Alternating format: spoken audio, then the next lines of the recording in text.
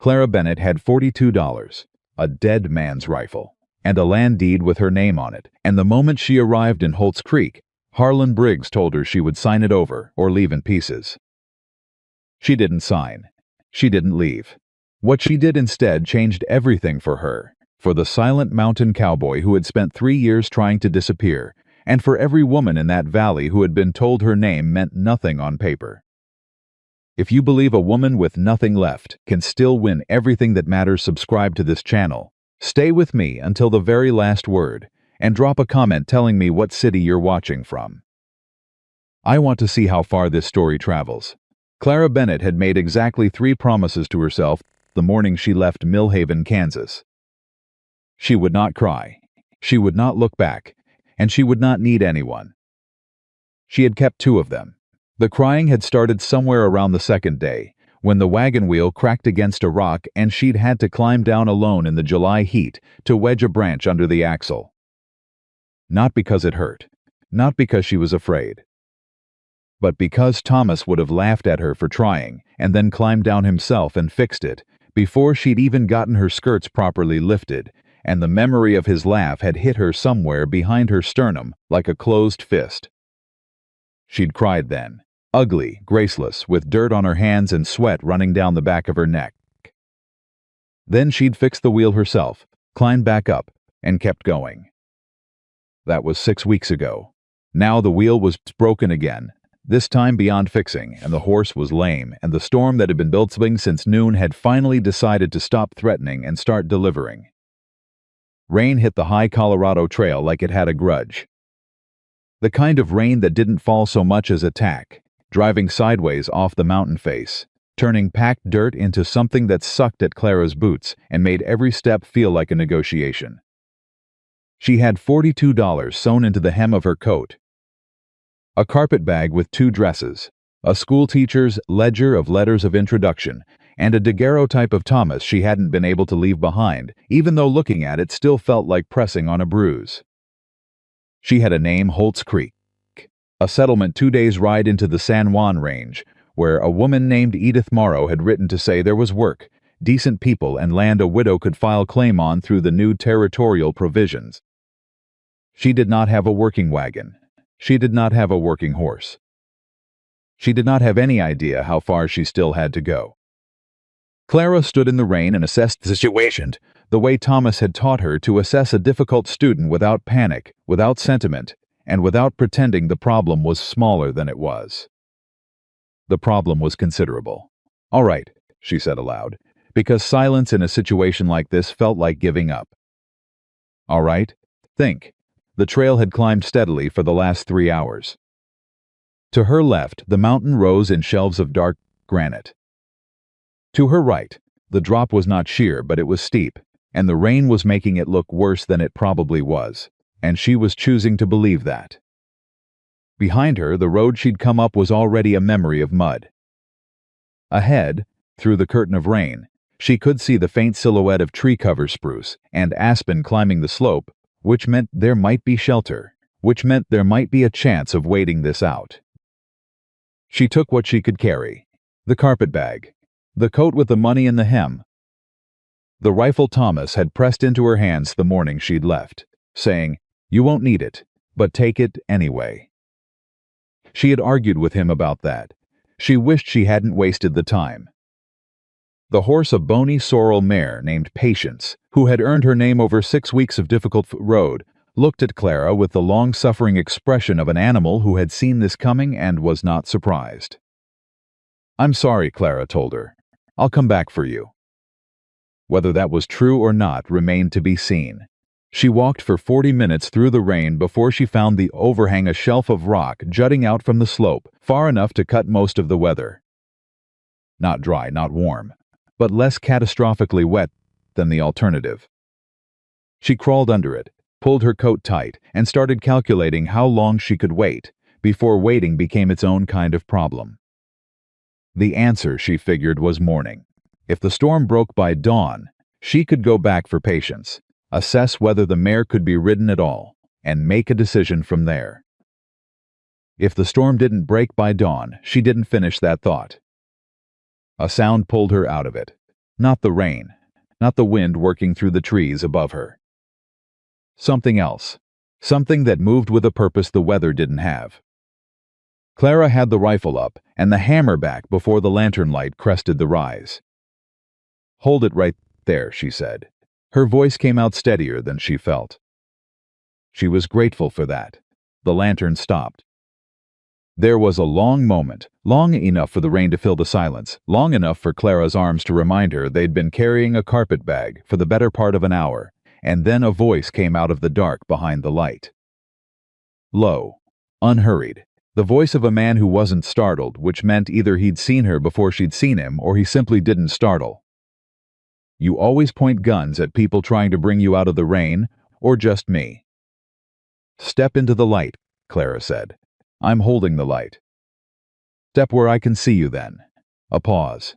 Then the lantern moved and the man holding it stepped forward far enough for the glow to catch his face. He was tall. That was the first thing, not the reassuring tall of a man who'd grown into himself, but the kind of tall made the space around him feel differently proportioned. Like the mountain had made him and hadn't bothered scaling him to ordinary human dimensions. Dark hair, longer than fashionable, pushed back from a face that was all weather and patience, and something else she couldn't name. A beard trimmed close, eyes that caught the lantern light and gave nothing back. He was wearing a canvas coat dark with rain and a hat that had seen better decades. His hands, she noted, Thomas had taught her to note, hands were empty except for the lantern. He looked at the rifle without any particular concern. "You've got 2 shots," he said. "Maybe 3 if that's a Henry and not a Springfield.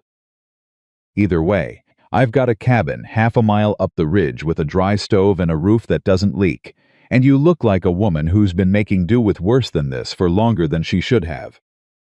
"I don't know you," Clara said. "You don't." That's not a reassuring response. Wasn't meant to be reassuring. Was meant to be honest. He tilted his head slightly, the way a man does when he's reading something he's not quite sure of. "Name's Wyatt Callahan. I run the scout cabin up on the North Ridge.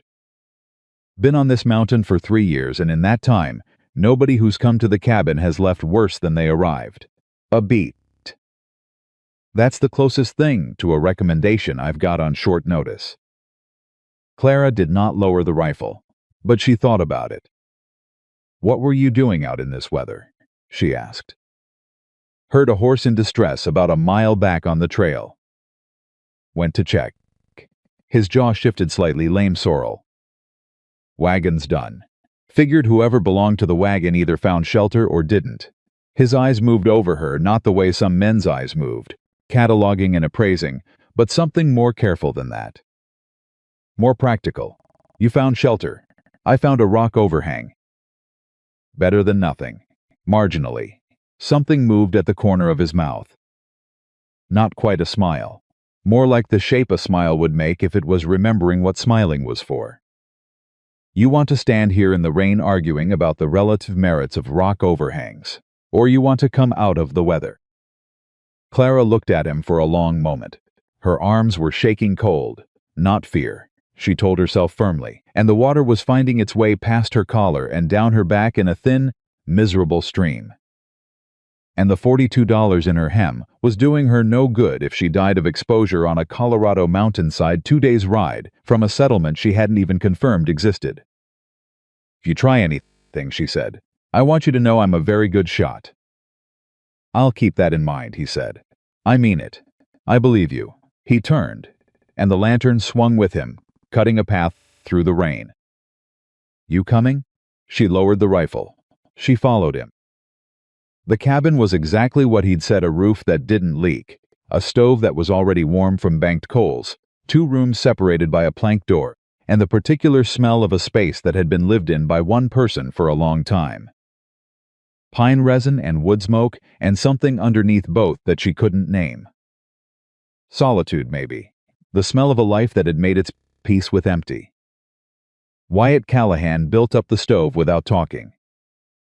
He hung her coat on a peg near the heat and set a battered tin pot on for coffee without being asked. And he did not look at her except in the way a man looks at a situation he's assessing for complications. Clara stood near the stove and let the heat work into her hands and tried to figure out what she was dealing with. "How long to Holt's Creek?" she asked. "From here? Day and a half if the trail's clear." He didn't look up from the stove. "It won't be clear until tomorrow afternoon at the earliest. Storm like this takes time to work through the passes." "My horse, I'll go back for her in the morning." He said it simply, the way he might say, "I'll check the woodpile," or "I'll see to the fire." Like it was a thing that needed doing, and so he would do it. Clara frowned. "You don't I know. I wasn't asking." "I know that too." He poured coffee into a tin cup and set it on the table without ceremony. "Sit down. You look like you've been standing out of stubbornness for the last mile." She wanted to argue with that. The fact that it was accurate made arguing harder. She sat. The coffee was strong enough to strip paint, and the best thing she'd tasted in 3 days. She held the cup in both hands and felt something loosen in her chest that she hadn't realized had been that, and she did not examine it too closely because she didn't trust what she'd find. Wyatt sat across from her at the table. Not close.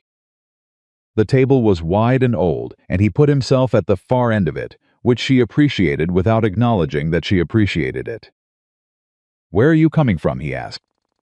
"Kansas. Millhaven." "Long way." "Yes." He looked at her the way he'd looked at her on the trail, that careful, practical look that didn't take anything from you. "Going to Holt's Creek alone?" "Yes." "Family there?" "No." She wrapped her fingers tighter around the cup. "A woman named Edith Morrow. She runs a boarding house. She wrote to the Teachers Association in Millhaven about a position." "School teacher?" 8 years. He nodded, like that explained something. "Morrow's a good woman. Holt's Creek's a decent enough settlement, considering." He paused. "Considering what it is, what is it?" "Young, rough. Still figuring out what it wants to be." Another pause. He seemed to think in pauses. This man, like silence, was something he was comfortable spending. "You'll have opinions about that." Clara looked at him. "What makes you say that? You've been talking for 20 minutes, and I've counted exactly 4 sentences where you weren't either asking a question or correcting something I said." She opened her mouth, closed it. The corner of his mouth did the almost smile again. "I wasn't correcting you," she said finally. "You told me the overhang was marginally better than nothing." "That was an accurate assessment. I said it was better than nothing. I was providing quantification."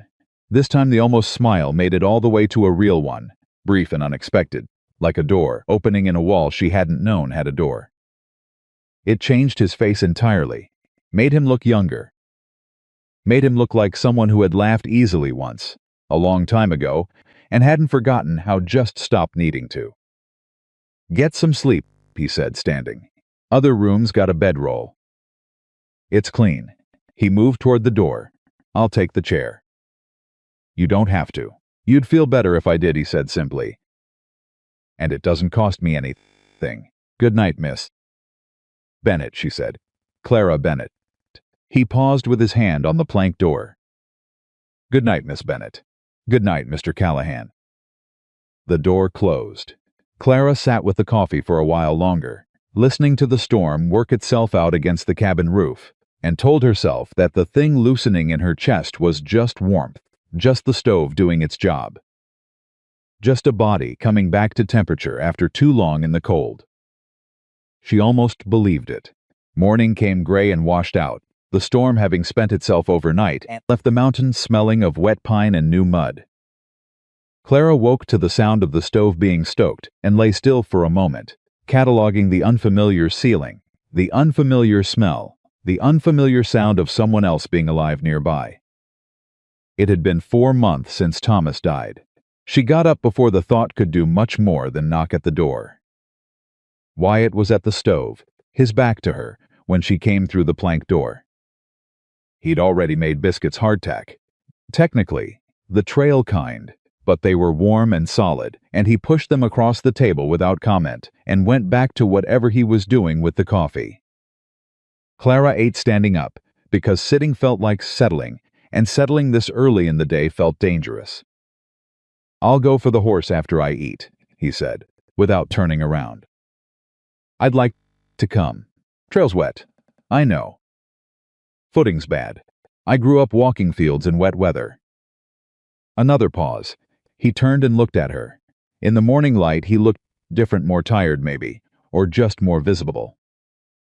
The lines at the corners of his eyes, the way he held his shoulders like a man who'd made peace with carrying something. "All right," he said. He meant it. That was the thing about Wyatt Callahan.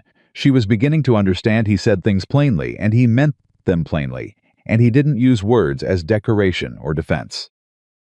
It was either the most straightforward thing she'd encountered in years or the most dangerous, and she hadn't decided which yet.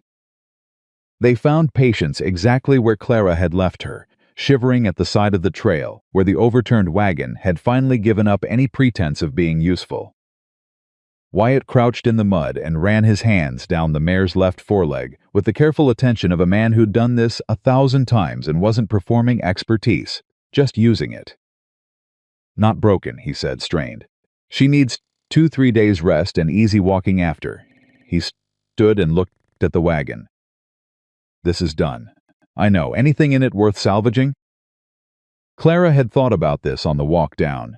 She'd thought about it carefully, the way she thought about everything now, because thinking carefully was one of the things she had left. Books, mostly.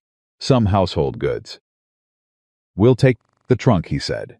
"Leave the rest." She noticed the word. She did not comment on it. They loaded what could be loaded and walked back up the trail with Patience, picking her way carefully behind them. Wyatt didn't try to fill the silence with conversation, which Clara found she was grateful for in a way she hadn't expected. She'd been talked at these last 4 months, offered condolences wrapped in obligation, advice wrapped in pity. Wyatt Callahan walked in quiet, that asked nothing and took nothing, and somewhere around the second switchback she realized she'd stopped watching her feet and started watching the mountain. It was, she admitted to herself, beautiful. The kind of beautiful that doesn't care whether you notice it. "You've been here 3 years," she said. "About that." "You don't miss." She stopped, reassembled. "What made you come up here, to begin with?" He was quiet for long enough that she thought he wasn't going to answer. "Then I was guiding wagon trains over the southern passes. Did it for 8 years. Then there was an accident, a pause that had weight in it. After that I needed quiet." Clara didn't ask what kind of accident. Some things you could hear in a man's voice, without needing the details, the shape of a loss, the way it had rearranged him. She recognized it because she heard the same shape in her own voice when she talked about Thomas, and she didn't like strangers asking her to explain it. "I'm sorry," she said. "It was a while ago. That doesn't always help." He glanced at her sideways. "No," he agreed, "it doesn't." They walked the rest of the way in silence, and this time the silence was a different kind, not empty, but full of things neither of them needed to say out loud. She should have left the next day. The trail cleared by afternoon, the way he'd said it would. Patience was rested, or rested enough. Wyatt had repacked what could be repacked, worked out a route that kept to the better footing on the north-facing slopes, and drawn her a map on a piece of flat wood with a charcoal stick, which was the most practical thing anyone had done for her in months. She stood at the door of the cabin with the carved map in her hand and her coat buttoned against the morning cool, and Wyatt stood on the step below, not blocking her, not standing in her way, just present, the way a mountain is present, as something that exists entirely on its own terms. "You've been more than kind," she said. "I want you to know that I intend to repay." "No," he said. "Mr. Callahan, Wyatt." He said it without looking at her, scanning the trail like he was reading something written in the slope of the rock. "And I don't want repayment. I helped because it needed doing. That's all." Clara looked at him for a long moment. 8 years as a school teacher had given her practice at reading people out their words so much as the space between their words, the things they said when they weren't paying attention to what they were saying. What she read in Wyatt Callahan was something she hadn't expected. Not danger, not charity, Not the particular kind of interest she'd learned to be wary of from men who saw a widow traveling alone as an opportunity. What she read was loneliness, not the dramatic kind. Not the kind that demands acknowledgement. The quiet, structural kind built into the way he moved through his own cabin, the way he'd slept in the chair without complaint, the way he'd made 2 cups of coffee this morning out of habit before he'd even thought about it. She took a breath. "The offer Edith Morrow made me," she said carefully. It included land, a small parcel north of the settlement. Territorial provisions for widow homesteaders. She paused. "I've never farmed. I know land in theory. My father owned 300 acres in Illinois, but theory and practice aren't the same thing." Wyatt turned and looked at her. "You're asking something," he said. "I'm not sure yet." She held his gaze. "If I needed someone who knew this territory, someone who could help me assess what I'm looking at, tell me which land is worth claiming and which is going to break me, would that be something you'd consider?" A long silence. The mountain worked at them both. "I'm not a farmer," he said finally. "I know, I'm not a rancher either. Not anymore." "I know that too." Another silence. He looked back at the trail, at the shape of the morning on the high rock. Something was moving behind his eyes, a calculation, or maybe something older than calculation, something he hadn't expected to have to do. "Holt's Creek," he said. "I go into town once a month for supplies." That's not a yes. It's not a no. He stepped back from the door just slightly. "Get to Morrow's place. Find your land. See what you're actually looking at." He paused. "Then we'll see." She turned to go. "Miss Bennett." She looked back.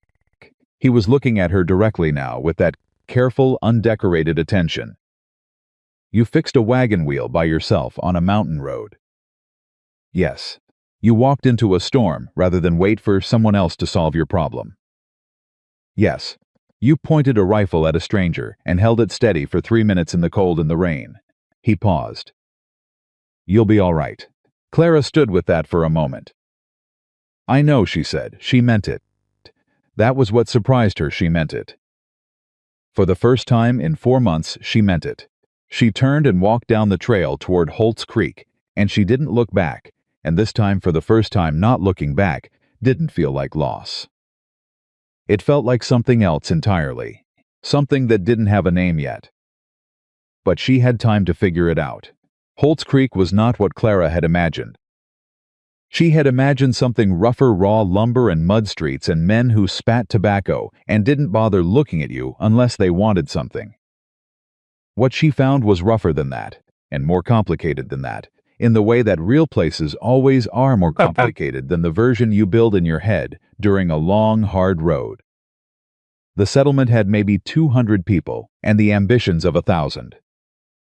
There were 3 streets, a general store, a livery, a church that doubled as a schoolhouse on weekdays, a saloon that didn't bother pretending to be anything else, and a boarding house at the north end of the main street, with a painted sign above the door that read E. Morrow Clean Rooms, Decent Meals, No Nonsense. Clara read that sign and felt, for the first time in 6 weeks, like she might be in the right place. Edith Morrow was a woman in her mid-50s who moved like someone who had stopped waiting for permission and couldn't remember why she'd ever asked. She had iron gray hair pinned with aggressive efficiency, a handshake that meant something, and the particular kind of directness that comes from having made every mistake at least once and deciding not to waste time pretending otherwise. She took one look at Clara, road-worn, rain-dried, hauling a carpet bag and a rifle and what was left of her composure, and said, "You're the teacher from Kansas." "You're late." "There was a storm," Clara said. "There's always a storm," Edith said. "Come in. I'll feed you, and you can tell me what actually happened." Clara told her over chicken and cornbread and the best cup of coffee she'd had since Wyatt Callahan's cabin, which she noted and then set aside. She told Edith about the wagon, the storm, the lame horse. She did not tell her about the man with the lantern or the cabin on the North Ridge, or the way she'd slept more soundly than she had in 4 months in a strange man's bedroll while he sat in a chair by the fire. Because some things you needed to sort out in your own mind before you handed them to someone else. Edith listened without interrupting, which Clara appreciated. Then she said the school position. You still want it? I came a long way for it. That's not an answer. Clara looked at her. I still want it. Edith nodded once. Then it's yours. 6 days a week, September through April. Pay's not generous, but it's consistent, and consistent is worth more than generous out here. She refilled Clara's coffee without asking. The land. You know about the widow provisions? I read about them. 40 acres, territorial grant, conditional on improvement within 18 months. Conditional on a lot of things. Edith's expression shifted just slightly, just enough to tell Clara that there was something here that hadn't made it into the letter. There's a parcel north of town that's been sitting under the provisions for 2 years. Good land, water access. But there've been complications. What kind of complications? Edith set her coffee cup down. A man named Harlan Briggs has been trying to acquire everything in the North Valley. Bought up 3 parcels in the last year. The widow provisions specifically protect against speculative purchase, which is why the Harlan Briggses of the world don't like them. She paused. He's been making it difficult for anyone to file a successful claim on that parcel. Legal obstacles. Paperwork that gets misfiled. 2 women tried in the last 18 months. Both left. Clara felt something settle in her chest. Not dread. Something more like recognition. What did he do? Mostly what powerful men do, Edith said. He made it inconvenient enough and uncomfortable enough and socially costly enough that it was easier to leave than to stay. A pause. He's not a violent man. He's a pressuring man. There's a difference, and it matters, and it also doesn't help you much if you're the one being pressured. I've been pressured before, Clara said. Edith looked at her for a long moment. I know, she said finally. That's why I wrote to Kansas. The land was everything Edith had said, and everything Harlan Briggs didn't want anyone to have. Clara walked it on her 3rd morning in Holt's Creek, alone in the early light before the heat built. With the deed application folded in her pocket and the particular alertness of a woman who has learned that the world tends to show you what you need to see if you pay enough attention. 40 acres of high valley grassland, a creek running along the eastern edge clean and reliable, the remnants of a previous homesteader's fence line, marking what had once been someone else's ambition. She walked the perimeter and felt the ground under her boots and calculated, the way she'd learned to calculate from her father, not the romantic version of land, that people who hadn't farmed liked to talk about, but the working version. What it would cost, what it would yield, what it would take out of you before it gave anything back. It would take a great deal. It might give more. She filed the paperwork that afternoon at the Territorial Land Office, which was a single room attached to the back of the general store. Staffed by a man named Dewey Potts, who had the look of someone who had been doing this job longer than he'd planned and had developed opinions about it. Dewey Potts looked at her name on the form. He looked at the parcel number. He looked at her. You know this parcel's been contested, he said. I know. Briggs has filed 2 separate challenges to the provisions in the last year. I know that too. Clara kept her voice even. Are the provisions currently in force? They are. Then I'm entitled to file. Dewey Potts looked at her for another moment. Then he took the form and stamped it with the kind of deliberateness that meant something. You are, he agreed. Come back in 10 days for the confirmation notice. He paused, and something in his expression shifted towards something human. Miss Bennett, I'd suggest you have your affairs well documented. Briggs doesn't fight with his fists. He fights with paperwork. So do I, Clara said. She walked out of the land office and almost directly into the broadest chest she'd encountered since Colorado. She looked up. Wyatt Callahan looked down at her with an expression that suggested he was revising something. You're in town, she said. Supply run, he said. Early this month. He looked at the land office door behind her. You filed this morning. A pause in which he appeared to think several things in rapid succession. Briggs already knows. How Dewey Potts is a decent man but a nervous one. And Briggs has a way of finding out. He shifted his weight, not restless, just realigning, the way a man does when he's making a decision. You eaten? Not since this morning. Come on then. They ate at the quieter end of the saloon's back room, the end that wasn't technically the saloon, but had a door connecting to it, which Holt's Creek apparently considered a meaningful distinction. Wyatt had beans and cornbread. Clara had the same, because the menu was limited and she'd stopped being particular about food, somewhere around week 3 of the road. She told him about Briggs while they ate. Not because she needed his help, she told herself that clearly, the way you tell yourself things that you're not sure you believe yet, but because he knew this territory, and that was a practical asset, and she was going to use practical assets. Wyatt listened the way he did everything, without unnecessary movement, without interrupting. When she finished, he was quiet for a moment. Briggs has been buying the North Valley for 3 years, he said. Water rights, mostly. Whoever controls the water controls what can and can't survive on the land around it. A pause. Your parcel has creek access, I know. That's why he wants it. I know that too. Clara put her fork down. What I need to know is whether the creek access is legally protected under the widow provisions or whether he can challenge it separately. Wyatt's eyes moved to hers. Something shifted in them, surprise, she thought, though with him it was hard to be sure. You've been thinking about this. I've been thinking about it since Kansas. She met his look directly. I'm not going into this blind, Wyatt. I came here to build something. I need to know what I'm building against. Something settled in his expression. Not warmth exactly, or not only warmth, more like recalibration. Like he'd been holding a certain idea about her at a certain arm's length, and she'd just made the distance untenable. The creek's a tributary of the main watershed, he said. Briggs has challenged watershed rights twice, lost both times, but his lawyer's finding new arguments. A pause. You're going to need someone who knows the land can testify to water flow, historical access, usage patterns. That's the kind of evidence that wins territory disputes. Clara looked at him. You know the land, she said. I know this part of the mountain, yes. And you know water flow. I was a trail guide for 8 years. Reading water was half the job. Would you be willing to document what you know, formally, if it came to that? A long silence.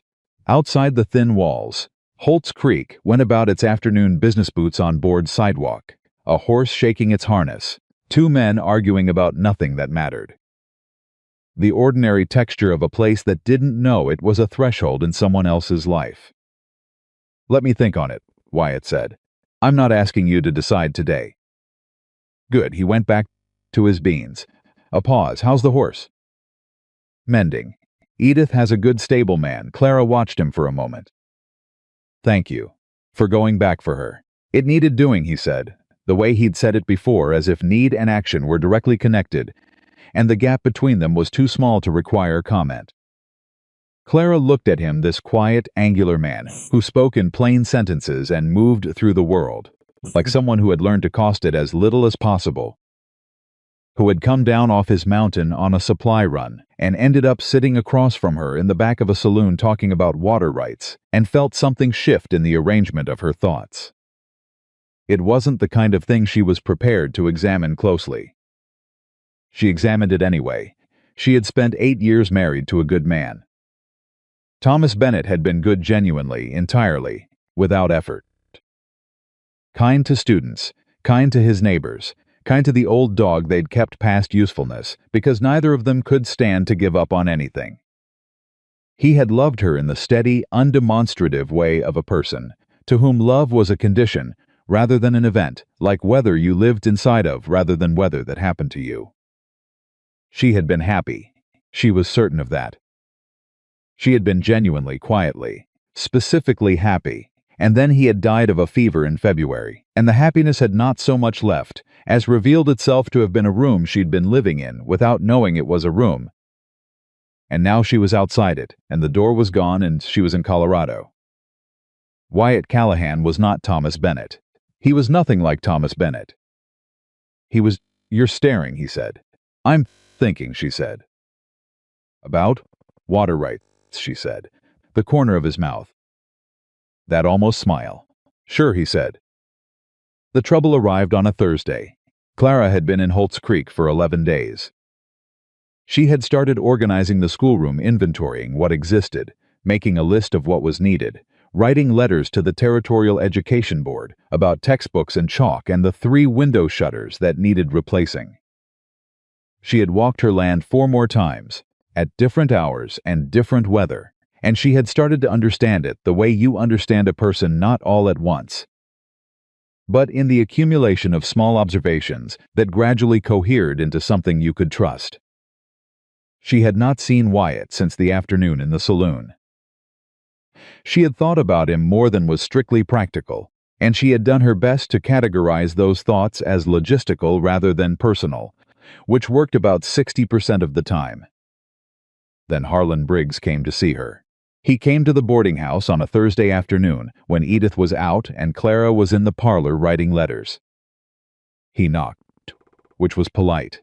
He came in without waiting for an answer, which was not. He was a man in his late 50s who had the look of someone who had been telling a particular story about himself for so long that he'd forgotten it was a story successful, reasonable. The kind of man who built things and couldn't understand why other people found the building difficult. "Miss Bennett," he said, "I thought we might talk." Clara set down her pen. She did not stand Mr. Briggs. He sat in the chair across from her without being invited. He had a way of occupying space that was clearly practiced the ease of a man who expected rooms to accommodate him. "I understand you filed on the Larkin parcel. That's public record." "It is," he smiled. The smile didn't reach much past his teeth. "I wanted to talk to you about that before things got complicated. I've been working to consolidate holdings in the North Valley for several years. It's a sound investment strategy, and frankly, it's going to be good for this settlement when it comes together. A well-managed operation benefits everyone, does it?" Clara said. "It does. And I think a woman in your situation, newly arrived, without established connections, with a difficult legal situation already on her hands, might find that an uncomplicated fresh start elsewhere would serve her better than a prolonged dispute over a parcel of land that's going to require significant resources to develop." He paused. He let that sit. "I'm prepared to make a generous offer. Not for the land, since you haven't completed the claim, but a relocation provision. Enough to get you settled somewhere more hospitable." Clara looked at him for a long moment. She was thinking, with some clarity, about the 2 women who had filed before her and left. She was thinking about what uncomfortable enough and socially costly enough had meant to them, specifically. She was thinking about how Harlan Briggs had probably had this exact conversation with both of them, in this exact chair, with this exact smile. "No," she said. He blinked. Just slightly, just enough to tell her that he'd expected longer to get here. "Miss Bennett, I don't think you fully understand what you're—" "I understand completely." She kept her voice even, which was an effort, and she kept her hands still in her lap, which was a greater one. "You want the water rights that come with the Larkin parcel. You've filed 2 challenges to the watershed provisions and lost both times. You're hoping that I'm easier to discourage than the law." She paused. "I'm not." Briggs's smile changed. It got smaller and more specific. "You're a schoolteacher," he said. "From Kansas. You've been here less than 2 weeks. You have no connections here, no knowledge of how things work, no history with this land." He stood. "I'm offering you an exit that's dignified. I suggest you think about that." "I have thought about it," Clara said.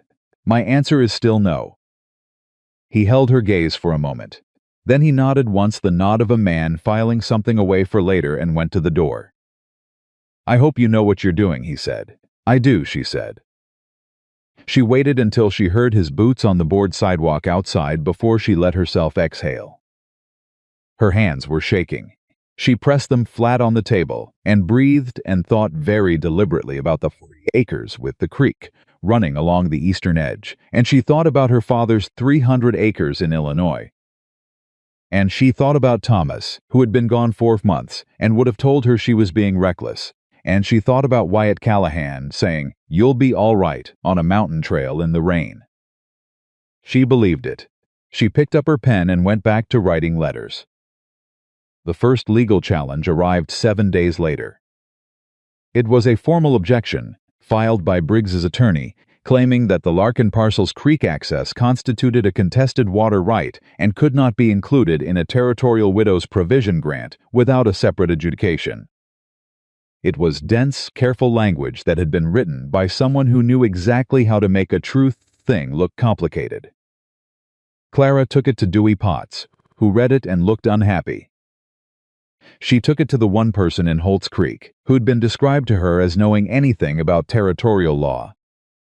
A retired circuit judge named Emmett Hale, who ran the feed store and gave legal opinions in exchange for the pleasure of being asked for them. Emmett Hale read the challenge twice. He was a dry, careful man in his 70s who had seen the law used in most of the ways it could be used, and he had opinions about all of them. "It's a delay tactic," he said. "A good one.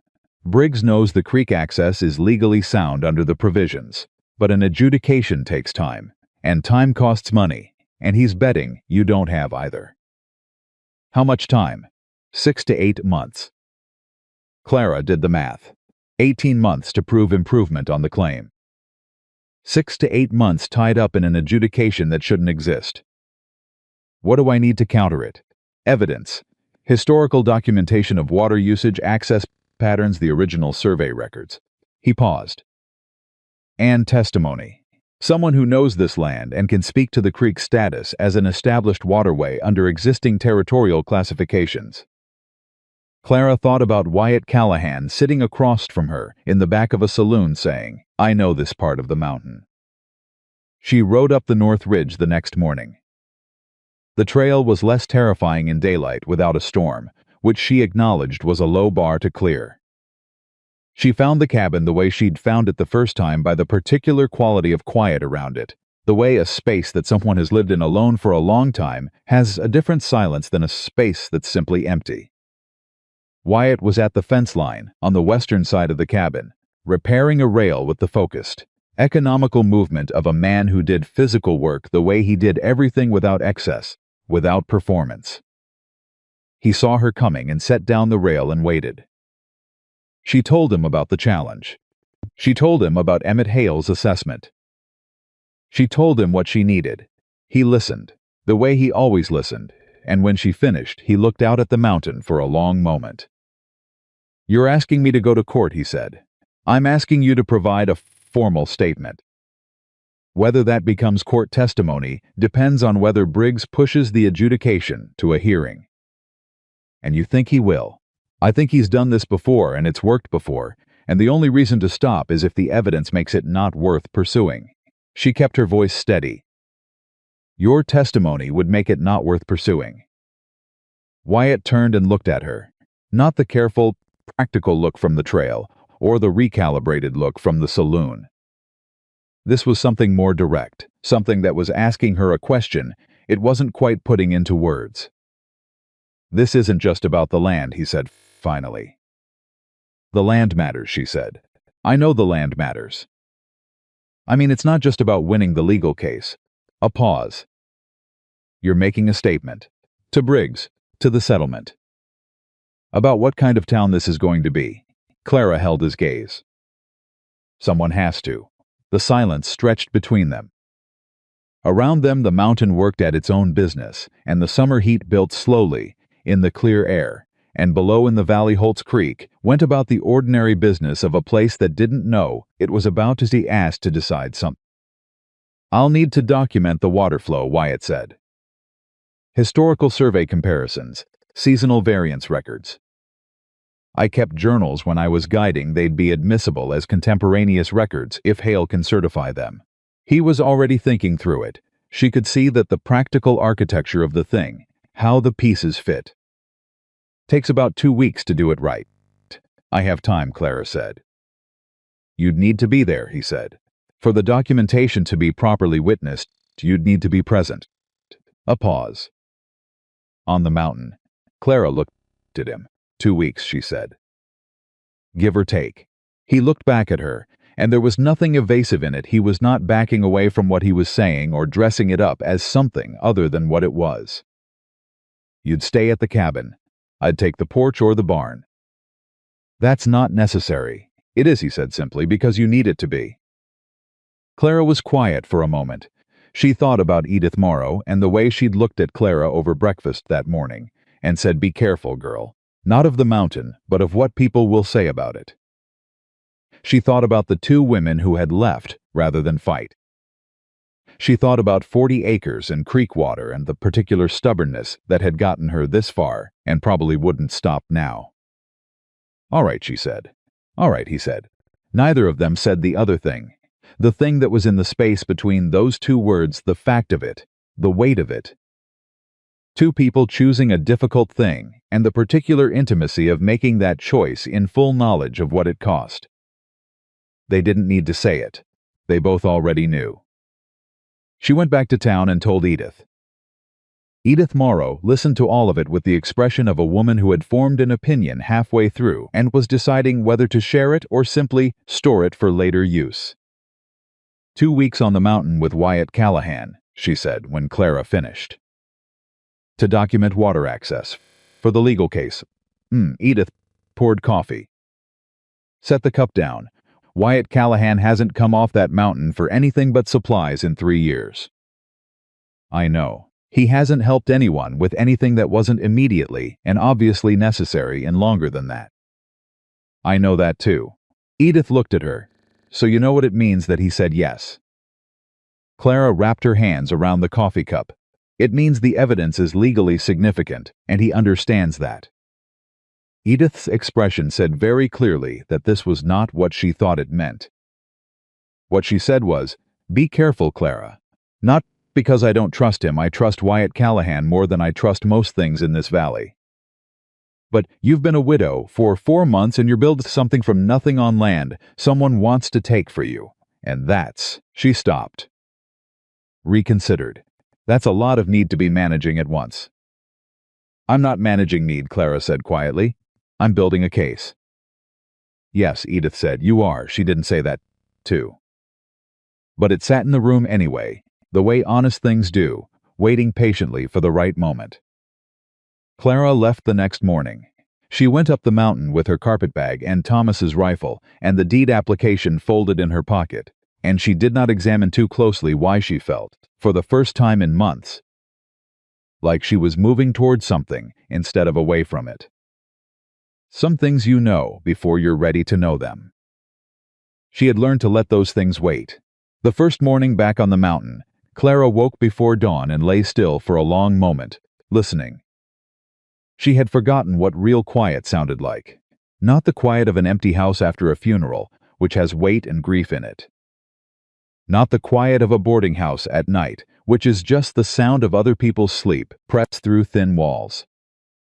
This was the mountain's quiet, something older and less interested in human opinion, something that had been before anyone arrived to notice it and would be here long after.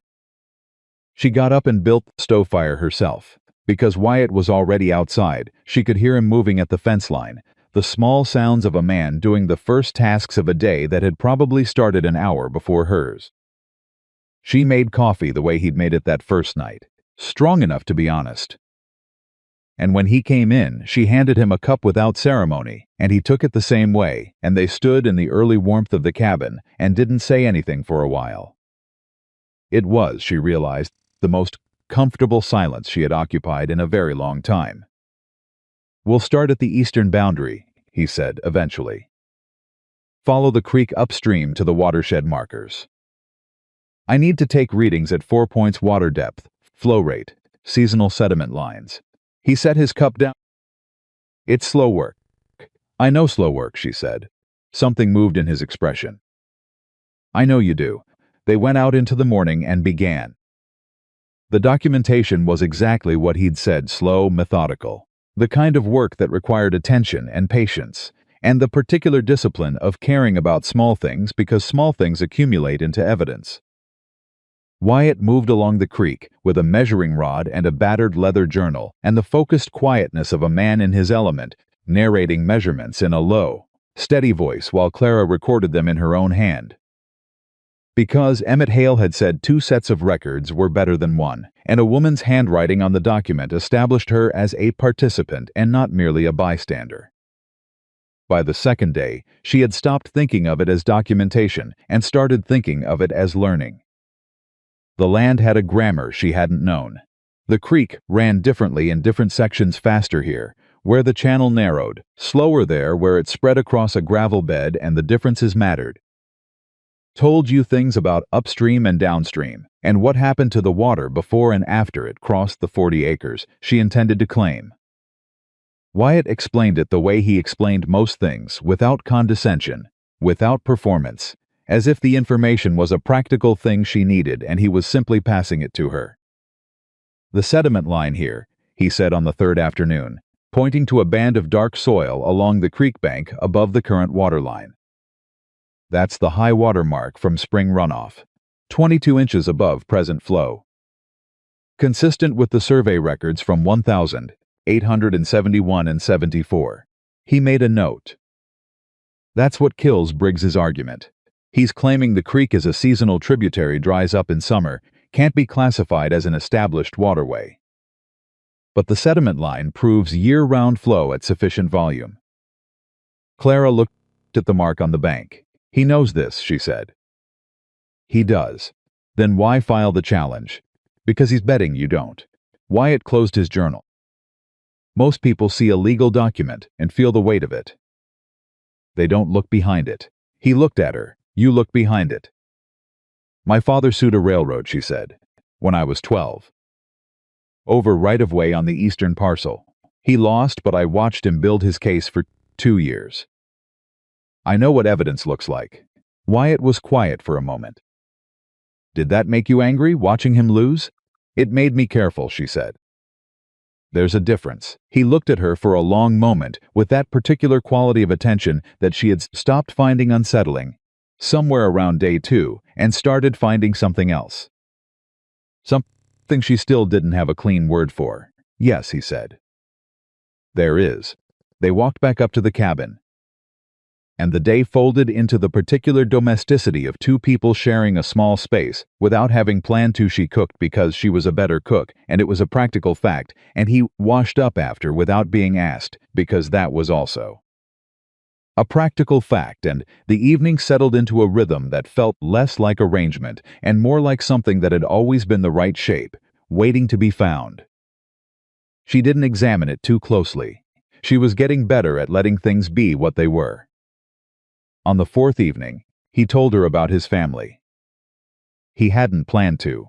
She could see that the way the conversation had been moving in one direction, and then shifted the way his hands went still around his coffee cup. They had been talking about the documentation, about the timeline, for Emmett Hale's review, and then there was a pause, and the pause went a direction neither of them had steered it. "The accident I mentioned," he said. "On the trail." Clara didn't move. She didn't speak. She had learned by now that Wyatt Callahan said things when he was ready and not before, and rushing him was the fastest way to lose what he was offering. "I was guiding a party over the South Pass, October 3 years ago. Early snow, earlier than expected. I knew the signs should have turned back a day sooner." A pause. The muscles in his jaw worked. "The wagon went over the edge on the descent. 3 people were lost." He set his cup down. "My wife. My son." He was silence after that had texture. Had weight. Clara held it with him, without trying to smooth it over or diminish it, because it didn't deserve to be smoothed over, and she had enough of her own grief to know that the worst thing you could do to someone's loss was make it comfortable.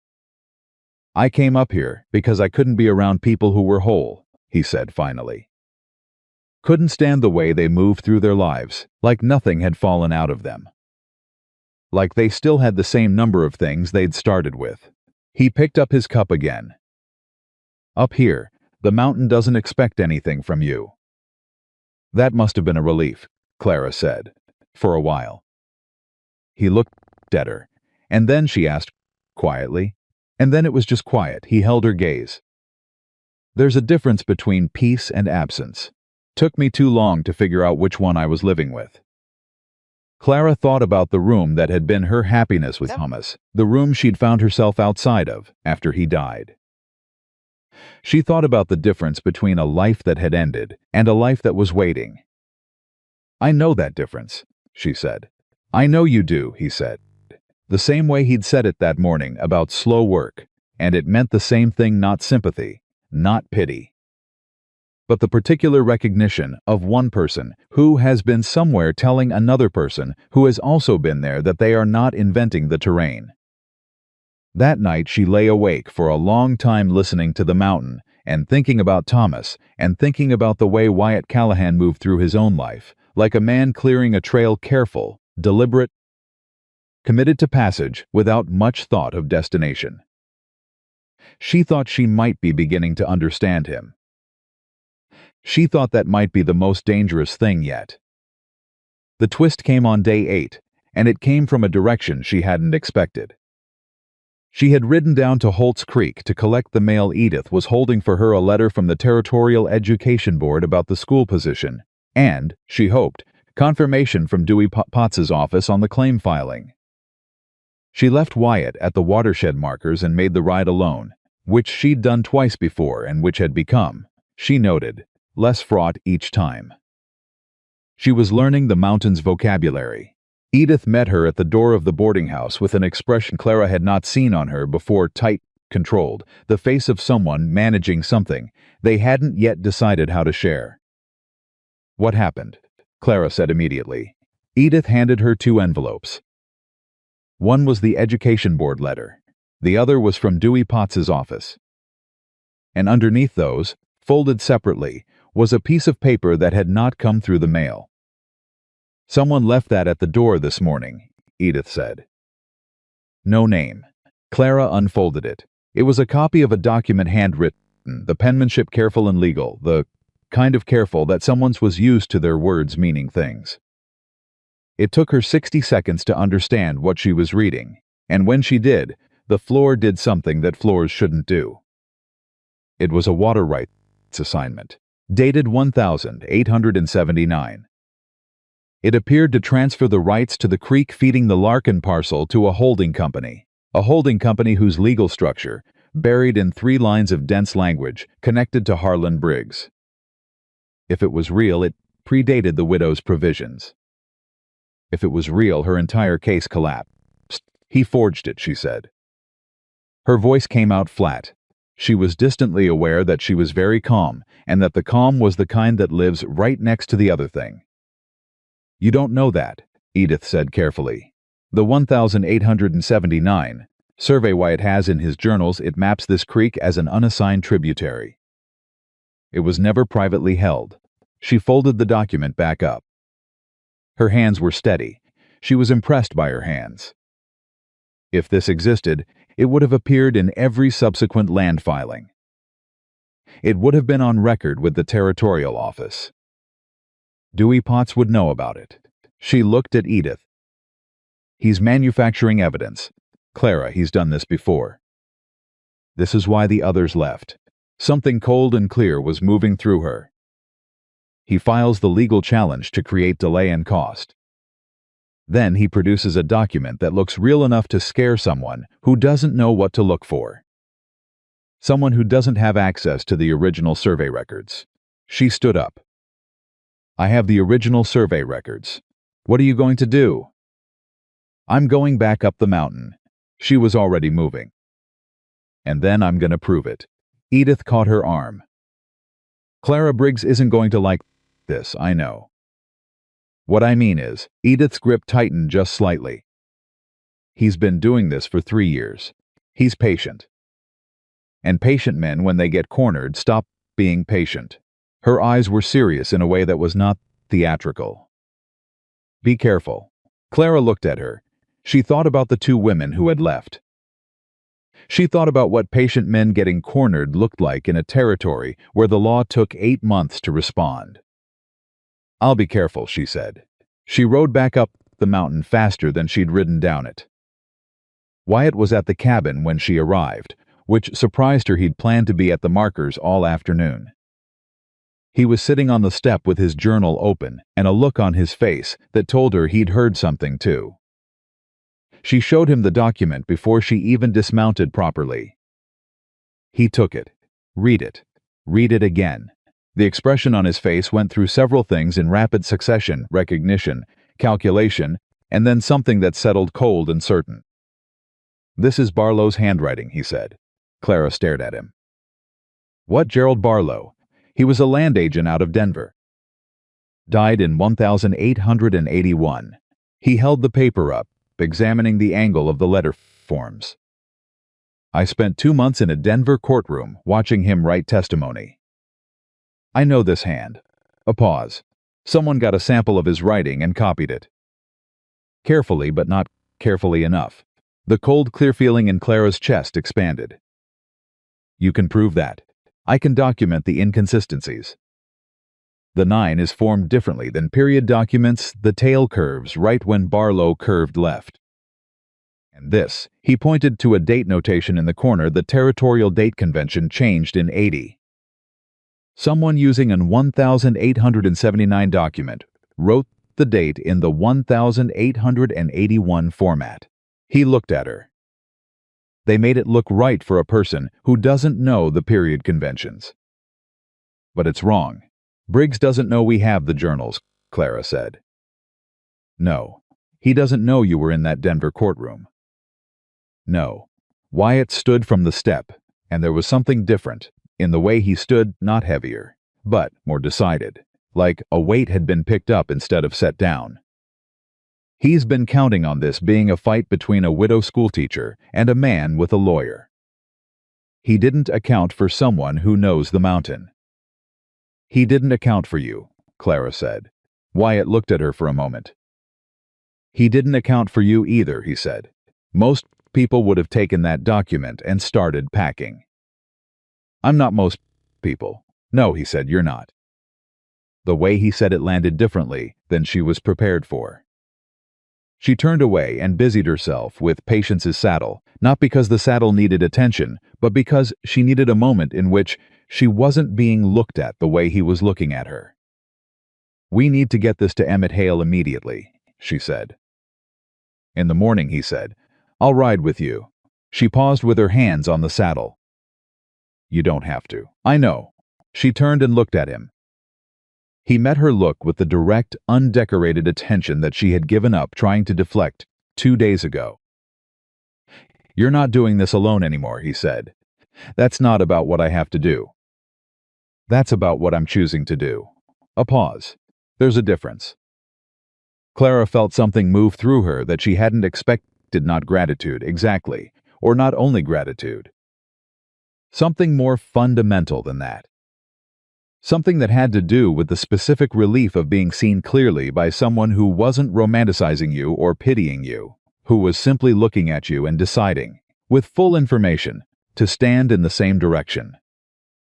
"All right," she said. "All right," he said. They went inside and built up the stove and sat at the table with the forged document between them and Wyatt's journals open to the relevant pages. And they worked by lantern light until the oil was getting low and the mountain had gone fully dark outside, and Clara's handwriting in her record book got smaller and more precise as she got tired, the way it always did. The way her students had always teased her about Miss Bennett's handwriting gets tiny when she's concentrating, like she's trying to hide what she's thinking. At some point she became aware that Wyatt had stopped writing and was watching her. "What?" she said without looking up. "Nothing," he said. Then, after a pause, "Your handwriting gets smaller when you're tired." Clara looked up at that. He was watching her with an expression she hadn't seen from him before, unguarded in a way that he generally wasn't, or maybe just willing to be unguarded in a way he generally wasn't, which was a different thing. There was something in it that she recognized from a long time ago, from before she'd learned to look for it, something warm and specific and directed entirely at her. She held that for a moment. Then she said, We should get the rest of this transcribed tonight." "We should," he agreed. Neither of them moved for a moment. Then Wyatt looked back down at his journal, and Clara looked back down at her record book, and the lantern light held them both in the small warm circle of its reach. And outside the mountain did what mountains do went on, being enormous and permanent and entirely indifferent to whatever was happening at the small human scale inside one cabin on one ridge. Clara finished her transcription. Her handwriting had not gotten larger. Emmett Hale looked at the forged document for a long time. Then he looked at Wyatt's journals. Then he looked at the side-by-side comparison. Clara had prepared the letterform analysis, the date convention error, the list of territorial office filings that would have referenced this document if it existed. He was quiet for so long that the clock on his wall had time to tick through a full minute. "Well," he said finally. "Well," Wyatt said, "this is either the stupidest thing Harlan Briggs has ever done or the most desperate." Emmett set the document down. "Probably both." He looked at Clara. "You understand what filing this with the territorial court means. This isn't just your land claim anymore. This is a fraud case." "I know," Clara said. "Briggs will escalate. He has money and connections and a lawyer who knows how to make things take a long time." Emmett looked at her over his glasses.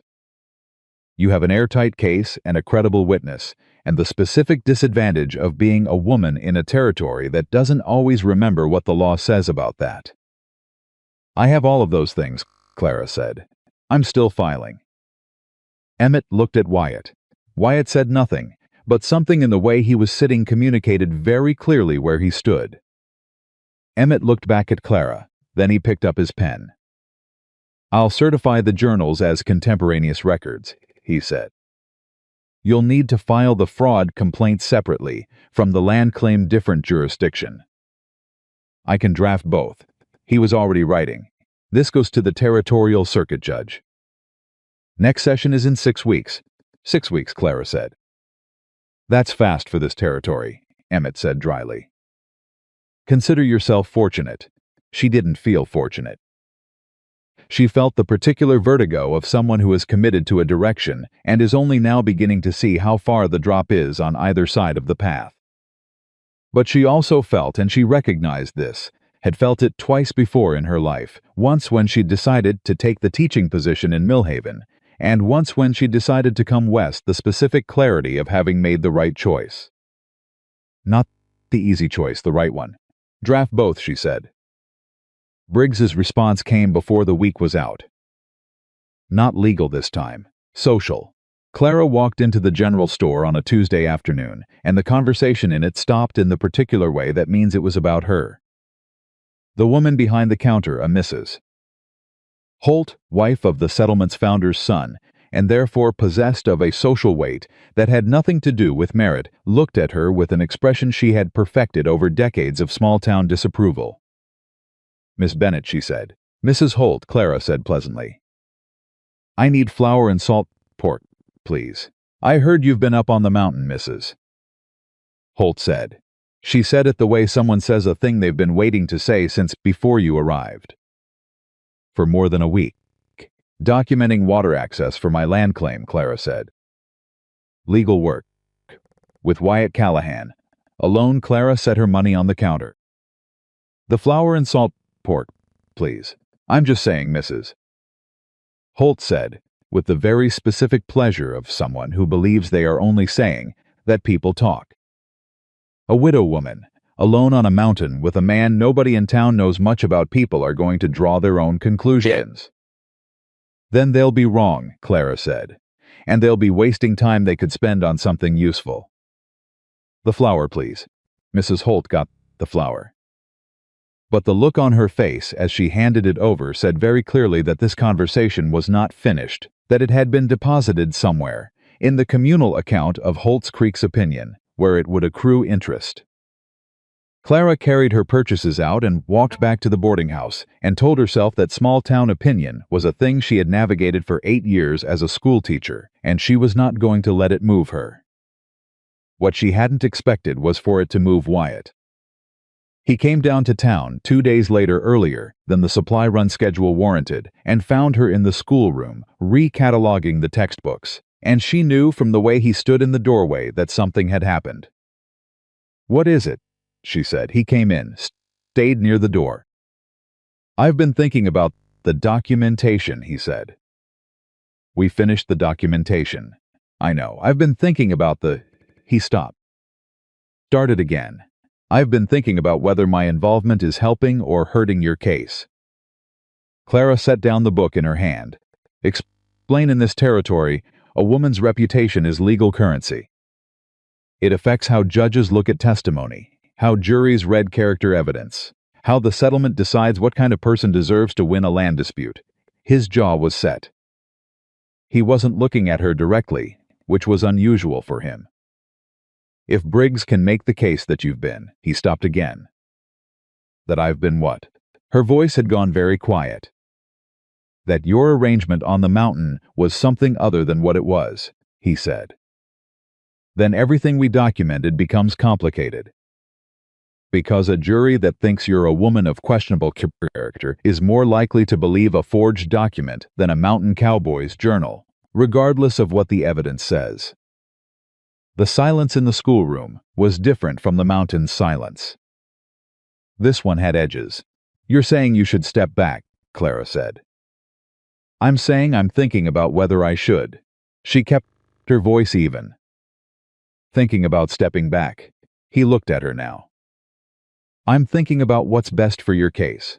That wasn't the question. A long pause. The sounds of the street outside boots, a cartwheel, someone calling a name pressed against the thin walls and didn't get in. "No," he said finally. "I'm not stepping back." He said it the way he said most true things, plainly, with the specific weight of something decided rather than performed. "I'm telling you what's in the room so you can decide if you want me to." Clara looked at him for a long moment. She thought about Mrs. Holt's face. She thought about small-town arithmetic, the way it added things up wrong every time. She thought about two women who had left, and whether they'd left because of Briggs's paperwork or because of Mrs. Holt's expressions, and whether the difference even mattered in the end. "The truth of what happened on that mountain is in the journals," she said. "In the water records, in your testimony and mine. Anyone who looks at the evidence will see exactly what it was." She paused. "Anyone who doesn't look at the evidence has already decided, and there's nothing I can do about that." "That's a brave way to think about it," he said. "It's a practical way." She picked the book back up. "I'm not adjusting the truth to manage other people's assumptions, Wyatt. I've been doing that my whole life, and I'm done with it." He was quiet for a moment, and then he nodded once. The way he nodded when something was settled and the set of his shoulders changed, became less braced against something. "Then we're in it," he said. "We're in it," she said. She went back to the textbooks. He crossed the room and picked up the stack she'd already sorted and began shelving them without being asked, which was not a dramatic gesture and was not meant to be one, and which was exactly, she thought, the point. Outside, Holt's Creek had opinions. Inside the schoolroom, two people built something shelf by shelf in the afternoon light, and the opinions stayed where they belonged outside, in the street, with everyone who had already decided. 6 weeks to the circuit judge's session. 6 weeks was long enough for Briggs to do something she hadn't anticipated. She knew, with the specific instinct of someone who had been paying attention, that he was going to. She just didn't know what. Neither did Wyatt. But when she looked at him across the row of shelved books, she saw in his expression the same alertness, coiled, patient, ready. They were both watching the door. Briggs moved on a Wednesday. That was the thing about patient men. When they stopped being patient, they didn't ease into it. They arrived all at once. Clara was at the land office with Dewey Potts, reviewing the fraud complaint documentation that Emmett Hale had drafted, when she heard boots on the board sidewalk outside, not one set, but several. Moving with the coordinated weight of people who had decided something before they arrived. She looked at Dewey Potts. He looked at the door. He had the expression of a man who had been expecting this and hadn't figured out yet which side of it he was going to stand on. The door opened. Briggs came in first. Behind him were two men she didn't recognize, not cowhands, not laborers. Men who carried themselves like legal instruments, like they'd been deployed. And behind them, which was the part she hadn't expected, was Sheriff Dale Macon. Clara had met Macon twice. He was a careful man, the kind of careful that could mean principled, or could mean waiting to see which direction the wind settled before committing. She had not yet determined which. Miss Bennet, Briggs said. His voice was pleasant. It had been pleasant in Edith's parlor, too, right up until it wasn't. I'm glad you're here. Saves me a trip to the boarding house. Mr. Briggs, she said. She stayed where she was, at Dewey Potts's desk. She did not move toward him or away from him. Briggs set a document on the desk in front of her. My attorney has filed a counter-complaint with the Territorial Court. Fraud, specifically the claim that the survey journals being submitted as evidence in your case were altered to misrepresent historical water access. He paused. By Wyatt Callahan. The room went very still. Clara looked at the document. Her eyes moved over it with the particular precision of a woman who had learned to read legal language fast and without panic. The claim was detailed. It referenced specific journal entries, specific measurement records, and alleged that Callahan had fabricated or altered documentation to support a fraudulent land claim. This is absurd, she said.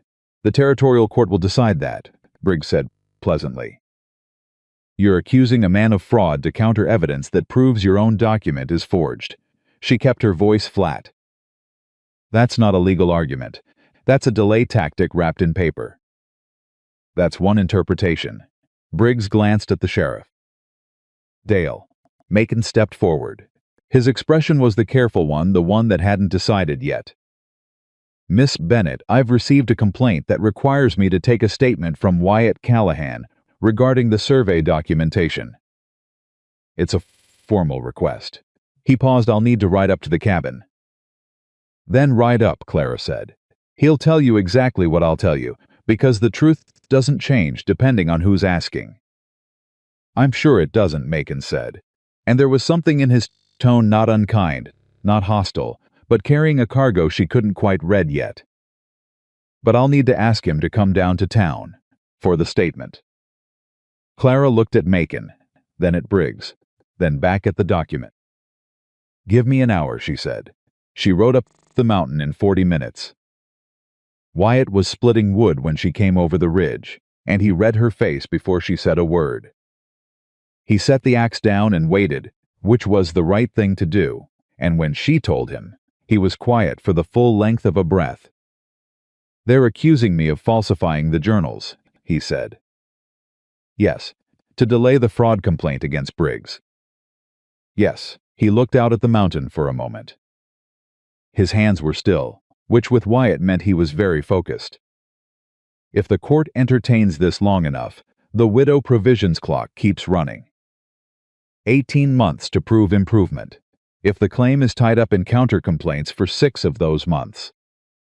I lose the parcel, Clara said, without ever having the underlying case decided. That's the play. He turned back to her. He's not trying to win in court. He's trying to make the court irrelevant. I know. She looked at him steadily. Macon wants a statement. He's coming up. You can give it here or you can come down to town. A pause. I'll come down. You don't have to, I know. He picked his coat up from the fence post. You keep saying that. You keep saying you know. Because I do. He looked at her with the directness she'd stopped trying to deflect. But I come down because I want to, not because I have to. That distinction matters to me. Clara held that for a moment. It matters to me too, she said. They rode down together, and the morning was clear and too hot for early September, and she was aware in the specific, involuntary way you become aware of things you've been trying to process gradually, that whatever was happening between her and Wyatt Callahan had passed the point where she could manage it at arm's length. It had moved into the place where you either named it or started lying to yourself, And Clara Bennett was many things, but she had never been good at lying to herself. She kept her eyes on the trail and said nothing. Neither did he. Some things could wait one more day. Macon took Wyatt's statement in the land office, with Briggs's 2 legal instruments present, and Emmett Hale sitting in the corner with a notepad, which Clara had arranged because she wasn't leaving Wyatt alone in a room with Briggs's paperwork, without a witness who knew what the paperwork meant. Wyatt gave his statement the way he did everything plainly, specifically without decoration. He explained the journals. He explained the survey methodology. He explained the letter form analysis and the date convention error in the forged document. He explained when each entry had been made, why and how Clara's co-documentation established independent verification. He was not a dramatic witness. He was something more effective than dramatic. He was precise. Every answer was measurable. Every claim was sourced. He referenced page numbers and dates and distances with the fluency of a man who had spent 8 years reading terrain for a living and understood that the difference between accurate and inaccurate was often the difference between life and death. Briggs's men objected twice. Emmett Hale addressed both objections in the dry, economical way of a man who had heard worse and had all day. When it was done, Macon closed his notebook. He looked at Wyatt for a long moment. He looked at the counter-complaint document on the desk. "The forgery analysis," he said to Wyatt. "You're willing to put that in writing?" "Sworn already did," Wyatt said. "Emmett certified it 4 days ago." Macon looked at Emmett. Emmett nodded once. Macon looked back at the document, and something shifted in his expression, the careful quality giving way to something more resolved, the way a man looks when he's made the decision he was avoiding. "I'm going to have to forward this to the territorial court," Macon said. "Both complaints. The fraud charge and Briggs' counter." He paused. "But I want it on record that the evidence before me doesn't support the counter-complaint." Briggs's jaw tightened. Just slightly, just enough. "Sheriff," one of the legal instruments started. "I said what I said." Macon stood up. He was a medium-sized man who managed in that moment to occupy the room like someone larger. "File whatever you need to file, gentlemen. That's your right." He picked up his hat. "Miss Bennett." He nodded to both of them. "I'll be in touch." He left. Briggs looked at Clara. She looked back at him. The pleasant quality was entirely gone now. What was underneath it was still controlled. Briggs was not a man who lost control. She understood that now, but it was colder. More specific. The look of a man recalculating. "You should know," he said quietly, "that I have resources you haven't anticipated. And patience you haven't tested yet. You should know," Clara said, equally quietly, "that I've been a schoolteacher for 8 years. I have spent a decade being underestimated by people with more institutional power than me, and I am still here." She paused. "So are my students." Briggs left without another word. His legal instruments followed. The room was quiet. Emmett Hale looked up from his notepad. "Well," he said. "Well," Wyatt said. Clara sat down, because her legs had decided they were done performing composure for one afternoon, and pressed her hands flat on her thighs and breathed. "You all right?" "Yes," she said. "Then, not entirely. But enough." He pulled a chair over and sat across from her, not close, but close enough. "You handled that well. I was terrified. You handled it well anyway." His voice was matter-of-fact, which was more useful than reassurance. "That's what handling things means." Clara looked at him. She was tired in the particular way of someone who has been running on clarity and stubbornness for weeks and is becoming aware that those are fuels with limits. "What happens now?" "Now we wait for the circuit judge," Emmett said from his corner. 6 weeks. Both complaints go forward together." He paused. "Briggs has made a tactical error. Counter-complaints that go to court alongside the original charge give the judge the full picture. He can't suppress your fraud evidence anymore. It's all going in." Another pause. "He didn't expect you to have evidence this strong." "He's improvising." "Improvising is dangerous," Clara said. Yes, Emmett agreed, it is. The next 3 weeks were the hardest. Not because of what happened, but because of what didn't happen, while everyone waited for what would. The territorial legal system moved at its own pace, indifferent to the human cost of that pace, and in the meantime Holt's Creek had 6 weeks of opinion to develop, and no particular shortage of mouths to develop it in. Clara taught school. She had 12 students ranging in age from 6 to 14, and they were the thing that kept her clock regulated. They needed her at 7 in the morning, and they needed her present, not distracted, not processing land law, not thinking about what Wyatt had said or what Briggs was planning. They needed her to be the teacher. She was the teacher. She was good at it. She had always been good at it, the specific attentiveness it required. The way you had to hold 12 different minds simultaneously, meet each one where it was instead of where you wished it was. Thomas had used to say that the reason she was a great teacher was the same reason she was a difficult wife. She paid attention to everything and accepted nothing at face value. She had argued with him about the difficult wife part. She hadn't been able to argue with the rest. Wyatt came to town on the regular supply schedule, and each time he came, he found her. Not conspicuously, he didn't arrive at the schoolroom door or the boarding house with any kind of announcement.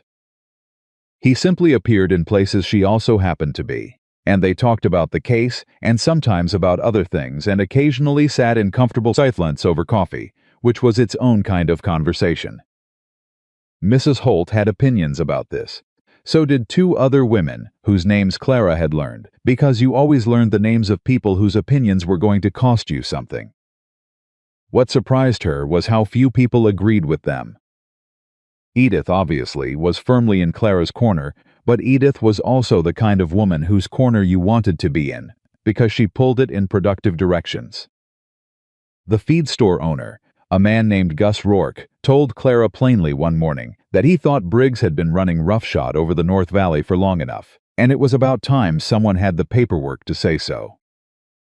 The blacksmith's wife, a woman named Pearl Ashby, who had come west from Tennessee and had the specific toughness of someone who had reinvented herself once and knew how it was done, started sitting with Clara at the church social 3 weeks in with the air of someone making a deliberate and public statement. "You're getting support," Wyatt observed on one of his supply days. They were at the back table of the saloon's attached room, their table. She had started thinking of it, and then made herself stop thinking of it that way. "Some," Clara said. "Briggs's people are still louder." "Loud doesn't mean majority." He turned his coffee cup.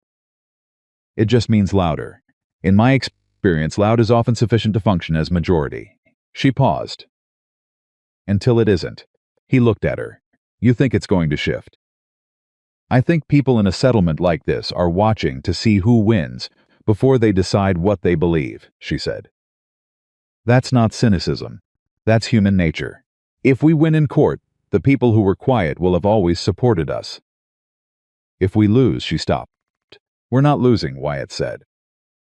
He said it simply. No performance in it, no attempt to make her feel better. Just the plain statement of a man who had looked at the evidence and drawn a conclusion. Clara looked at him across the table. "Wyatt," she said. "When this is over," she stopped, reassembled. "When this is over," she started again. "What do you want?" He was quiet for a moment. Not the thinking quiet, something more careful than that. "What do you mean?" "I mean after the hearing. After the claim is confirmed or it isn't. After Briggs is dealt with or he isn't." She held his gaze.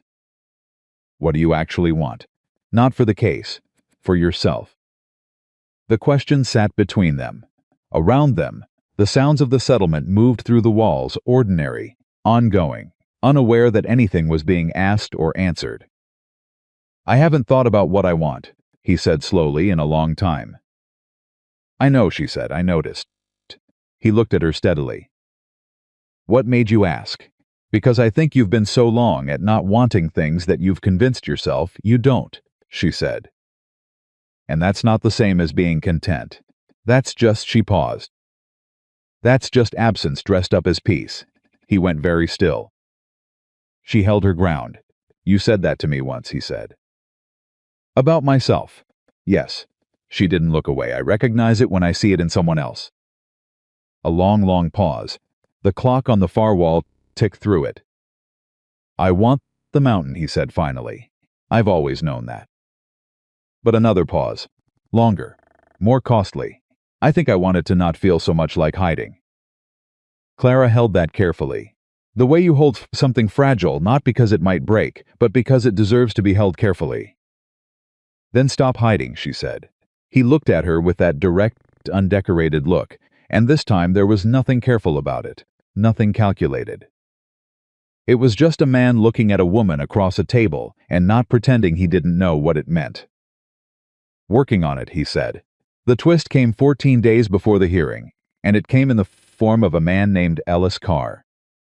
Clara heard the name first from Edith, who heard it from Gus Rourke, who heard it from a rider coming in off the Denver road. Ellis Carr was a land agent.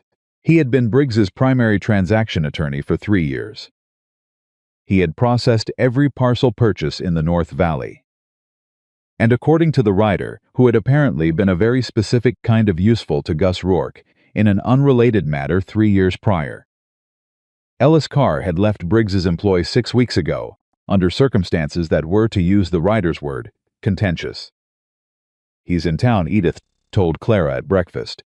Came in last night. Staying at the Continental, not here. Did he say why he's here? Not to me. Edith's expression was the one where she'd already thought the situation through and had arrived at an opinion. But a man who falls out badly with Harlan Briggs and then shows up in the middle of a fraud case against Harlan Briggs isn't here for the scenery. Clara put her fork down. He knows where the bodies are buried. That would be my reading. He might not talk. Privilege, liability. He already left Briggs's employ, Edith said. Privilege doesn't protect a conspiracy.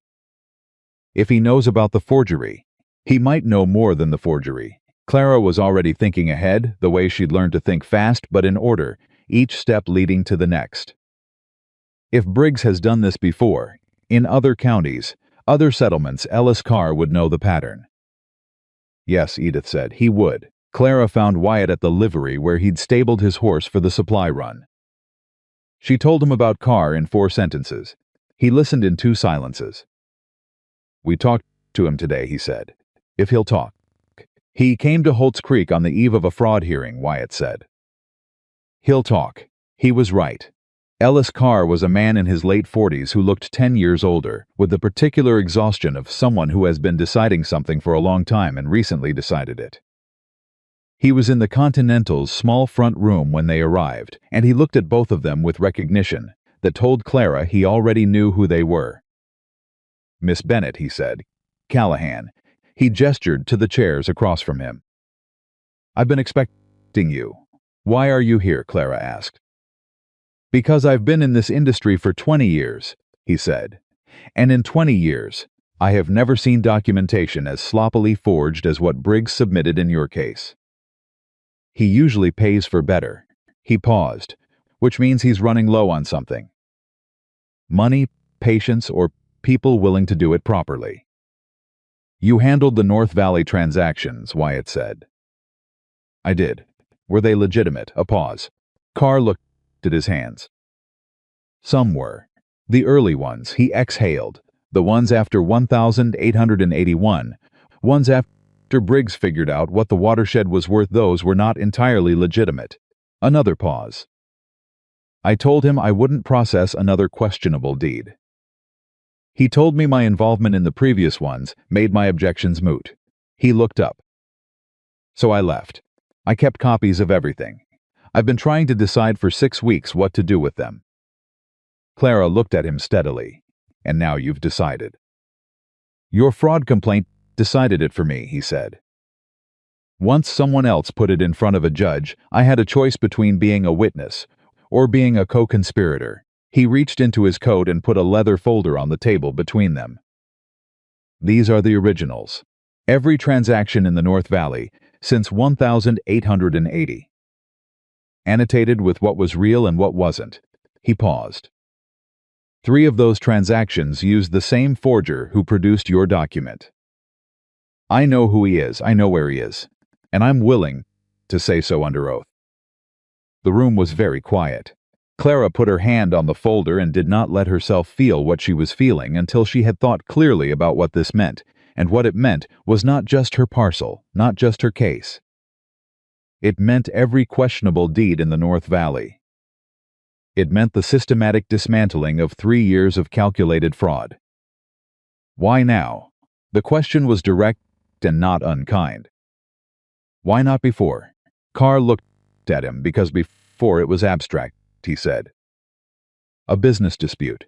A legal gray area I could stand far enough from to pretend I wasn't in it. He paused. Then I heard about the woman who filed the widow's claim. The school teacher from Kansas who rode up alone and documented her own evidence when the legal system was being used to block her. His jaw moved. My mother was a widow. Filed a claim in Missouri in 1863. Lost it to a man who knew how to use paperwork. He looked at Clara. I've been carrying that folder for 6 weeks. I was just waiting to understand what I was waiting for. Clara looked at him for a long moment. Thank you, she said. Don't thank me yet, he said. Briggs has a lawyer who's very good at making credible witnesses look complicated. He paused. But Emmett Hale is better. I heard he's on your side. He certified our journals, Clara said. Carr almost smiled. Then you're going to win. She told Wyatt on the way back to the boarding house, not because he hadn't been there he had, but because saying it aloud made it more real, made it a thing that existed outside her own head. We're going to win, she said. Yes, he said. I'm not saying it to feel better. I know. I'm agreeing because it's true. She stopped walking. He stopped a half step after her and turned. The street was busy around them mid-afternoon, the settlement doing its mid-afternoon things, and she stood in the middle of it and looked at him and felt the specific overwhelming sensation of something enormous about to resolve. I need to tell you something, she said. He waited. When this is over, she stopped. Started again. I know what I want. I know what I want the 40 acres to become. I know what I want the school to look like in 3 years, and what the claim will need in the first 18 months, and how much of that I can do alone and how much I can't. She held his gaze. I've been very honest with myself about all of that. I know you have, he said. I haven't been as honest with myself about. She stopped again. This was, she noted, the third time she'd started and stopped this particular sentence, which was more times than she allowed herself to start something and not finish it. Clara, he said, quietly, not rushing her. I don't want to do this alone, she said. Not just the land. Not just the legal case. She kept her eyes on his. I've been alone for 4 months, and alone for much longer than that in the ways that matter, and I came west to build something, and I know that now means something more than 40 acres and a school position and water rights, she breathed. I know that. I've known it for a while. I was waiting to be ready to say it, and I don't think I'm going to get more ready than this. The street moved around them. A cart went past. Someone called out a greeting from across the road. Wyatt Callahan looked at her, with an expression she had not seen from him before, not the careful assessment, not the almost smile, not the direct undecorated attention. Something that had all of those in it, and something more, something that was less composed than anything she'd seen from him yet, something that told her she wasn't alone in the specific vertigo of this moment. I've been hiding, he said. You told me that, I know. I stopped hiding, he said, somewhere around day 2 on the mountain. I just didn't say so. I know that too, she said. I was waiting for you to be ready. Something changed in his face. Something opened up. I'm ready, he said. He said it the way he said most true things plainly, with the weight of a decision rather than a performance. And then he did something he had not done before. He reached out and took her hand. Standing in the middle of the Holtz Creek Main Street, with the whole settlement moving around them, and held it the way you hold something you've decided to stop pretending you don't want to hold. Clara did not pull away. She did not look around to see who was watching. She looked at Wyatt Callahan and felt something she hadn't expected to feel again, not the room she'd been outside of since Thomas. because that room was gone and she wasn't trying to get back to it, but something new. Something she hadn't had a map for, because she'd never been here before. "The hearing is in 14 days, she said. "I know." "After the hearing," she said. After the hearing, he agreed. They let go of each other's hands with the practicality of two people who understood that some things had the patience to wait a little longer, and walked the rest of the way to the boarding house in the ordinary afternoon air of a settlement that was, whether it knew it yet or not, about to change. Inside the Continental, Ellis Carr was writing his statement. In 6 days, a copy of it would reach Briggs's lawyer. In 8 days, Briggs's lawyer would file for a continuance, which the circuit judge, a woman named Constance Ward, who had been appointed the previous year and had developed a specific intolerance for delay tactics dressed as legal procedure, would deny. In 14 days, they would walk into that courtroom. But right now, Clara sat at Edith's table and drank coffee and pressed her hand flat on the table not to stop shaking, because she wasn't shaking, just to feel something solid. It was solid. Everything solid had felt temporary for 4 months. This didn't. The morning of the hearing, Clara woke at 4. She lay still for a moment in Edith's spare room, cataloging the sounds of the boarding house, the creak of settling timber. The particular silence that comes just before a settlement wakes up, and she did what she had learned to do with difficult mornings over the last 5 months. She did not lie there and think about everything that could go wrong. She got up. She dressed carefully. Not the worn traveling dress, not the school dress.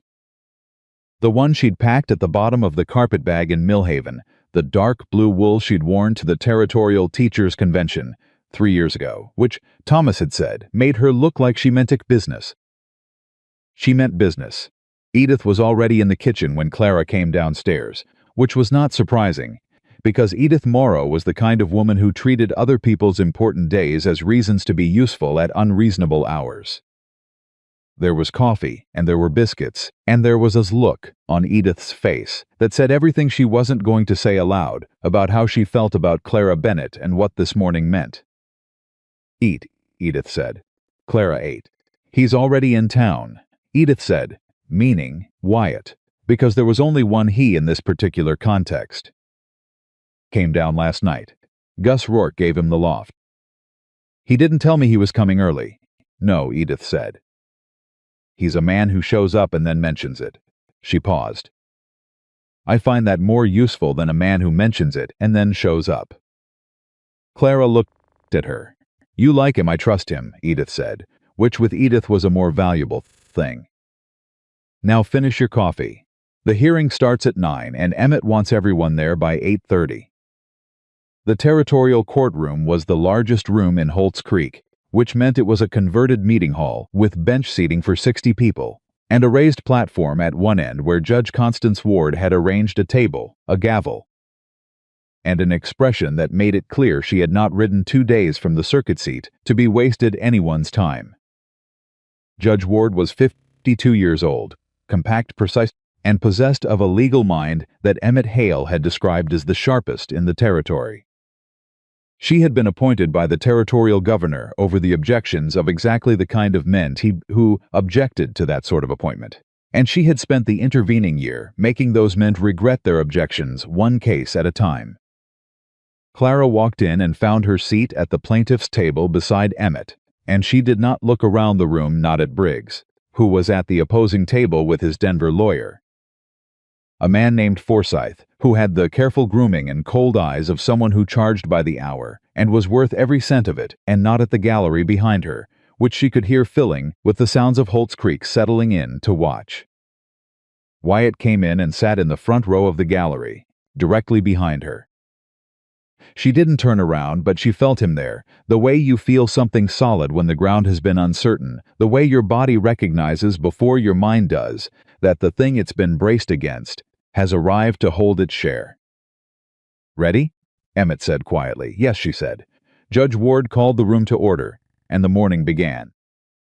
Forsyth opened for Briggs with the particular kind of legal elegance that takes a dishonest argument and dresses it in structures, honest enough to make the dishonesty hard to locate. He argued that the water rights assignment, the forged document, predated the widow's provisions, and therefore the provisions could not supersede it. He argued that the survey journals submitted by Callahan were of questionable provenance, prepared in anticipation of litigation and therefore suspect. He argued that Clara Bennett, as a newly arrived widow with no established history in the territory, was not the appropriate recipient of land that required significant development expertise to manage responsibly.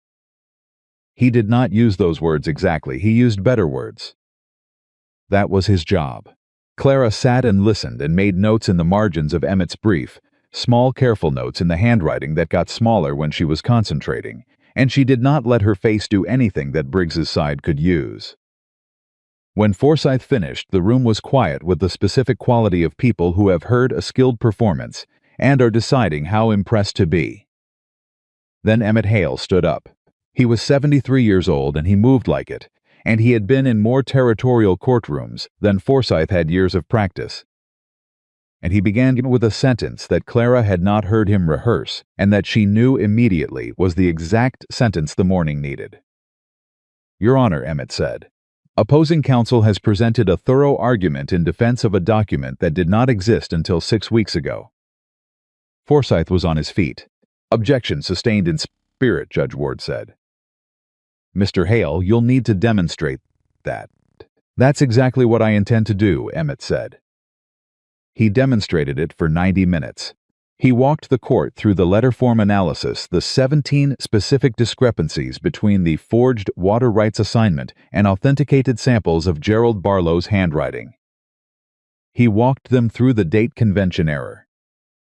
He walked them through the absence of any reference to the alleged 1,879 water rights assignment in 4 subsequent territorial filings that would, by law and by procedure, have been required to reference it if it existed. And then he called Wyatt Callahan. Wyatt took the stand the way he did most things, without preparation of manner, without performance of any kind, simply present and straightforward, in the way of someone who has nothing to arrange because everything he intends to say is true. Emmett walked him through the journal records, through the watershed survey, through the 8 years of trail guiding, the professional context in which his familiarity with these mountains and this watershed had developed, through the specific measurements, the specific dates, the specific methodology. Forsyth's cross-examination was skilled and pointed and lasted 35 minutes and moved nothing. Because Wyatt Callahan, when asked a question, answered it. Not the question he wished had been asked, not the question that served a narrative, the specific question he'd been given, with the specific answer that question warranted.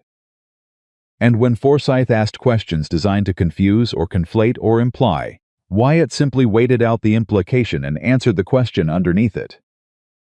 And the jury of 3 territorial assessors watching him do it had the expressions of people watching someone refuse to fall down.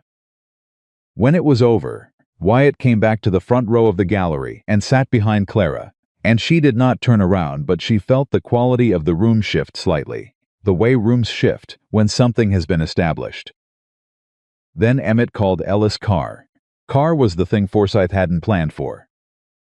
He could see it the way Forsyth's posture changed when Carr was sworn in, a small recalibration, the adjustment of a man who has encountered something outside his preparation. He had known Carr would testify. He had not known what Carr had. Carr put the leather folder on the witness stand. He walked through every North Valley transactions since 1880 with the methodical clarity of someone who had spent 6 weeks organizing this material and had made peace with the personal cost of presenting it. He identified the 3 transactions that used the same forger as the water rights document. He named the forger a Denver man named Cole Pruitt, who had a prior conviction for document fraud in New Mexico territory, and whose handwriting characteristics were, as Carr explained, recognizable to anyone who'd seen his previous work. He explained how he knew. He explained when he'd known it.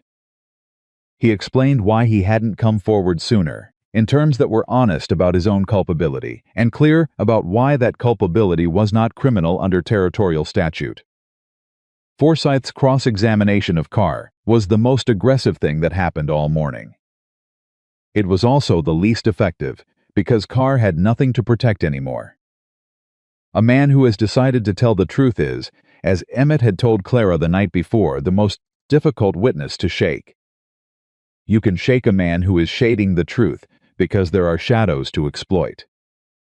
A man standing in full light has nowhere to shade. When Forsyth finished, Judge Ward looked at the leather folder for a long moment. "Mr. Emmett," she said, "Your Honor, the documentation regarding Cole Pruitt."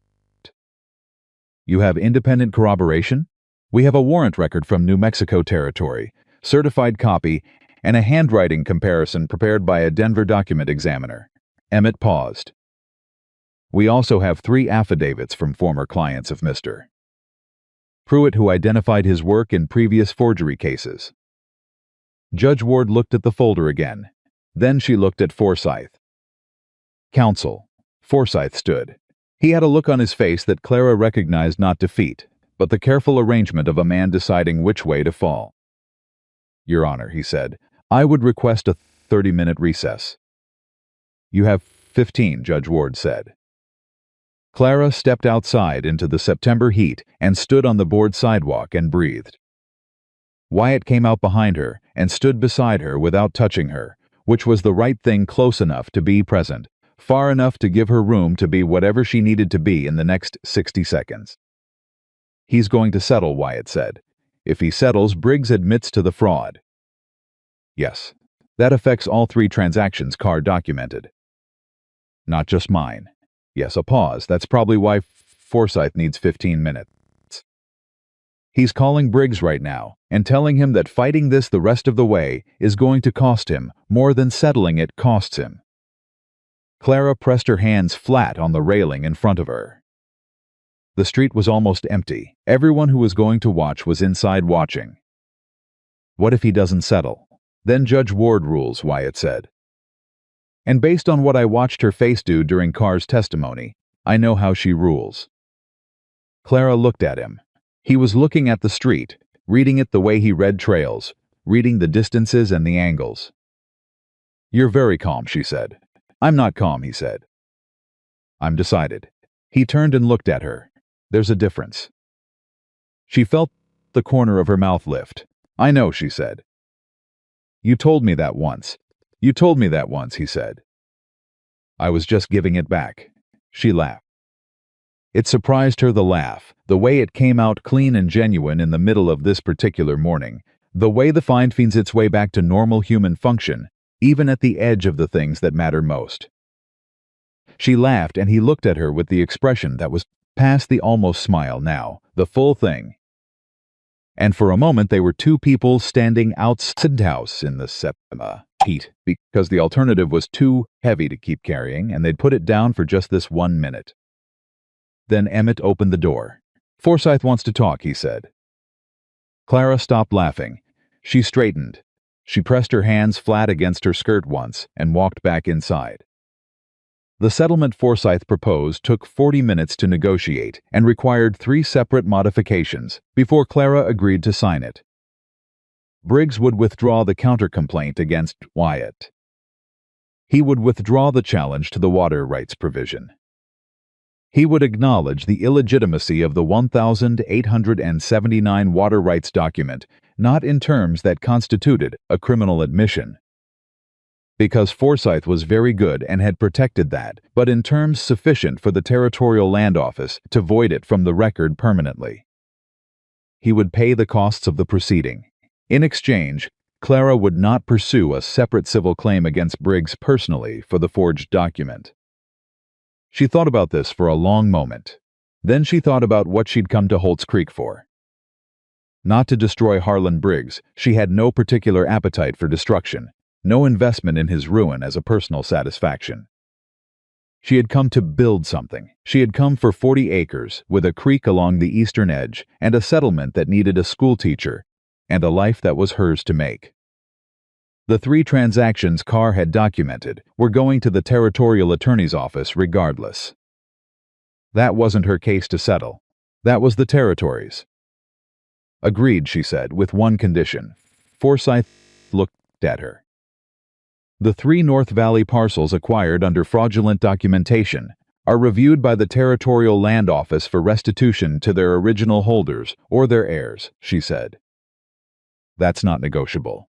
I have no authority to negotiate it. Those aren't my damages. But I want it on record that the evidence in this proceeding is being forwarded to the territorial attorney. Forsyth looked at Emmett. Emmett looked back at him with the mild expression of a man who has all day. That was going to happen regardless, Forsyth said finally. Then it costs you nothing to agree, Clara said. He agreed. Judge Ward reviewed the settlement terms, asked 3 questions, and signed it. Then she looked at Clara over her glasses, with an expression that Clara filed away carefully, because it was the expression of a woman recognizing something in another woman. The particular recognition that moves between people who have been required to be better prepared than the room expected. Miss Bennet, she said, good luck with the parcel. Thank you, Your Honor. Judge Ward picked up her gavel, set it down without using it, and left the platform. It was over. The room didn't erupt exactly. It wasn't that kind of crowd, and this wasn't that kind of victory, loud and simple. It was quieter than that. It was the particular satisfaction of a thing resolved correctly, which doesn't always roar.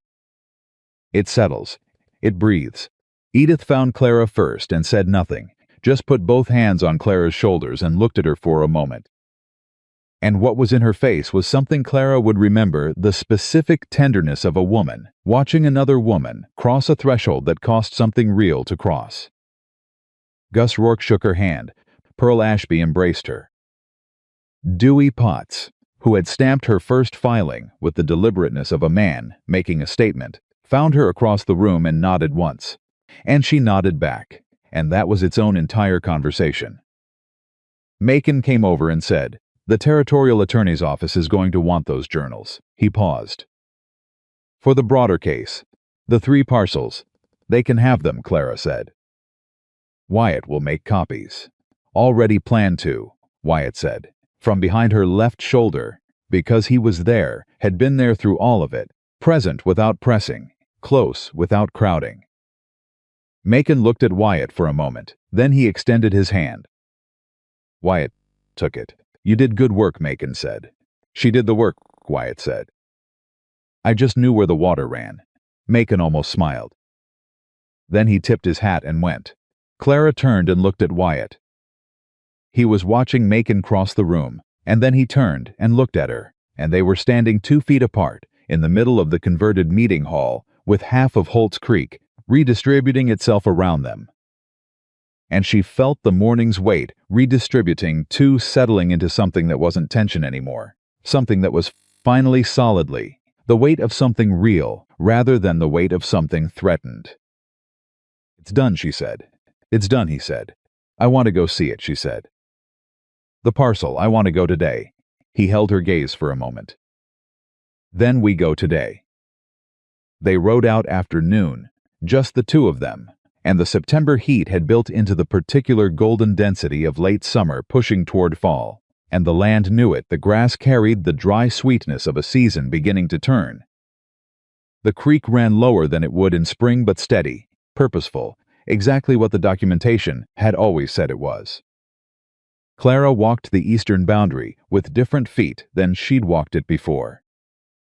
Not surveying, not calculating, though she was still calculating. Some part of her was always calculating, but with the particular quality of attention a person gives to something that is now theirs. Not triumphant, not relieved, something more patient than both of those. She stood at the creek and listened to it move. Wyatt stood beside her, hands in his coat pockets, not talking, which was the right thing. He understood that this moment wasn't for talking. After a while she said, the fence line along the south boundary needs to come down and go back up 20 feet east. The original homesteader miscalculated. I know, he said. I noticed that the first time we surveyed, you didn't say.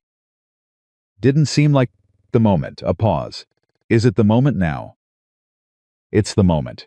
She looked along the creek toward the north end of the parcel, where the ground rose gently toward a stand of aspen. The house should go there, High enough for drainage, close enough to the water. Cabin first, he said. House after. She looked at him. Do you know how to build a cabin? He gave her a look. I built the one on the ridge. You built it alone. It's easier with two. Clara looked at him steadily. Around them the land held its particular afternoon light, and the creek kept moving, and the aspens at the north end caught a breeze she couldn't feel from here, and shivered slightly, and the whole 40 acres felt present. Like something that had been waiting without urgency, patient in the way that land is patient, for the right people to arrive and begin. Wyatt, she said. Clara, he said. I'm not asking you to come down off the mountain permanently, she said. I know what the ridge means to you. I know what the quiet up there gives you that nothing else does. She paused, choosing words carefully. But I'm asking you, not for the land, not for the legal work, not for any practical reason. I'm asking you whether you want to be part of what gets built here. He was quiet for a long moment. The creek ran. The aspens moved. I stopped running from things I want, he said slowly, a while ago. Right around the time a schoolteacher from Kansas pointed a rifle at me in the rain and then made the best cup of coffee I'd had all year. He turned and looked at her directly. I want to be part of what gets built here. It's going to be hard, she said. The first winter especially, and I'm going to have opinions about everything. I know. Specific, well-reasoned opinions that I will share at length. I know that too. The full smile. The one that changed his face entirely. I've been listening to them for 2 months, and I haven't left yet. Clara felt something loosen in her chest, the last thing, the last held tension, the one she hadn't fully known she was still carrying, and it left quietly, the way something does when it's done its job and doesn't need to stay. No, she said. You haven't. He reached over and took her hand, and this time it wasn't in the middle of the main street with half the settlement watching. It was on her land beside her creek in the September afternoon. With no audience but the aspens and the mountain above them, and whatever version of the future was willing to be patient enough to wait. She held on. The cabin went up in October, on the high ground at the north end of the parcel. 12 days of work that began with Wyatt and Gus Rourke and 3 other men from the settlement arriving at dawn, tools and timber, and the particular collective focus of people who believe in what they're building. Clara worked alongside them. Not performing capability, she wasn't interested in performing anything anymore, but because she was a person who built what she was going to live in. And the building was part of the living, and she had always known that. Pearl Ashby came the second week and helped with the chinking. Edith came on the last day with food and the satisfaction of someone watching a thing she'd helped set in motion arrive at its destination. Mrs. Holt did not come. Clara noted this and released it. Emmett Hale came on the day. The last wall went up and stood with his hands in his pockets and looked at the structure with the expression of a man who had seen a great deal of the territory's history and was quietly locating this moment inside it. It'll do, he said. Coming from Emmett, that was a standing ovation. The school continued. Clara's 12 students became 15 in November, when 2 families came in off the Denver Road and settled on the north end of the settlement. And she requisitioned new textbooks through the Territorial Education Board and reorganized the seating and wrote a very direct letter to the board about the window shutters that still hadn't been fixed, and the shutters were fixed by December. Wyatt came down from the ridge every week, sometimes twice. He helped with the fence line and the barn framing and the particular logistical problems of establishing a working parcel in the first Colorado winter. And he did it with the competence of a man who knew the land and the practical warmth of one who had stopped pretending that competence was the only thing he was offering. He stayed at Gus Rourke's loft when he was in town, because Clara's reputation was a practical asset and she was not done being practical. But there were evenings at the boarding house table, and mornings at the parcel where the work blurred into conversation, blurred into the ordinary intimacy of 2 people whose lives had begun to fit together at the edges, not dramatically. Not all at once, but with the specific patience of something that was going to last. The Territorial Attorney's Office opened proceedings against Briggs in November. The 3 fraudulent North Valley transactions were reviewed. 2 of the original holders had surviving heirs who came forward. The 3rd parcel reverted to territorial jurisdiction and was redistributed under the widow's provisions to a woman named Ada Crane, who had been trying to file a claim for a year and a half. Briggs sold his remaining holdings and left the territory before Christmas. Clara heard about it from Dewey Potts, who mentions it with the mild satisfaction of a man filing a thing that should have been filed a long time ago. "Gone," she said. "Gone," Dewey confirmed. His lawyer filed the transfer documents Monday. Clara thought about Briggs not with vindication, not with relief exactly, but with the particular quietude that comes from a threat resolving itself into nothing. Like a storm that finally passes and leaves the air clean, and the ground wet and the whole landscape a little clearer than before. "Good," she said, and meant it simply, and went back to her list. The first snow came in late November, light and early, gone in 3 days. The second came in December and stayed.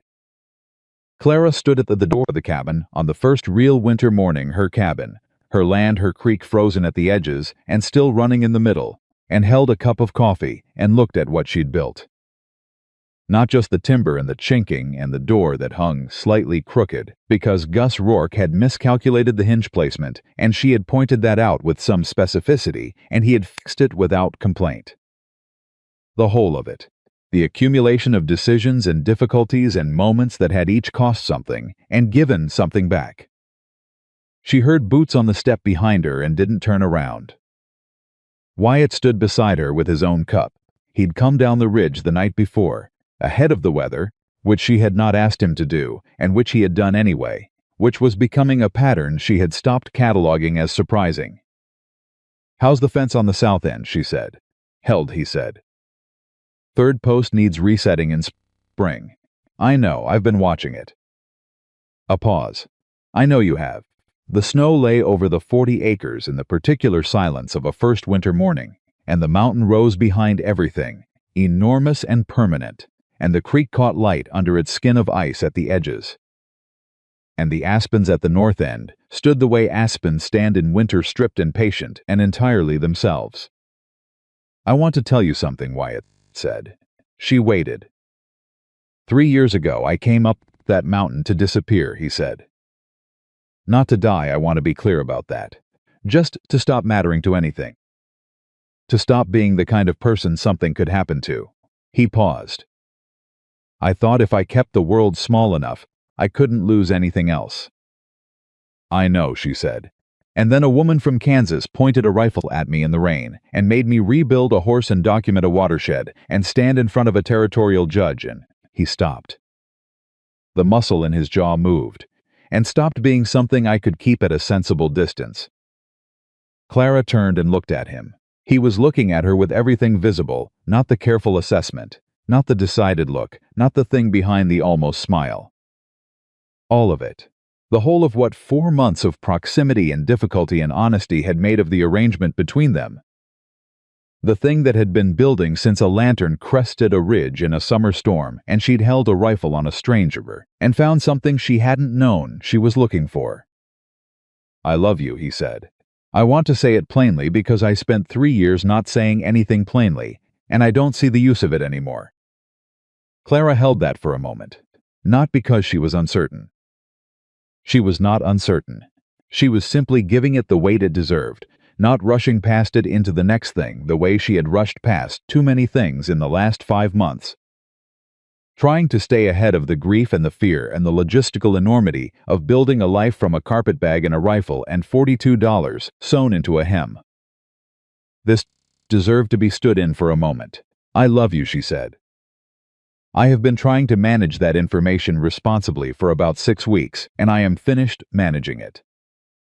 He laughed, the real laugh, the one she'd heard that morning, outside the courthouse, the one that made him look like the man he must have been before the accident, and would be again now, was already becoming. It was a good laugh. She intended to keep hearing it. He put his arm around her, and she leaned into the specific warmth of someone she trusted with the full weight of herself, and they stood on the step of the cabin they had built and looked at the 40 acres under the first good snow of winter. "Spring," she said. "We start the south pasture fencing in spring." "March," he said. "Ground's workable by late March most years. And the barn roof the east side needs another layer before next winter." "I know. I'm going to have opinions about the barn roof."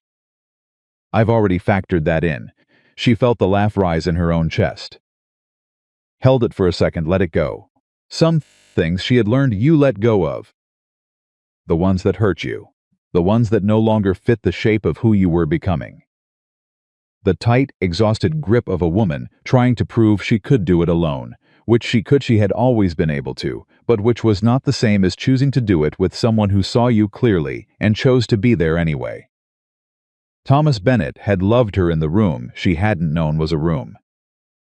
Wyatt Callahan stood outside in the winter air with her and built the next one board by board, and that was not a life, and it was not a consolation, and it was not lesser than what came before.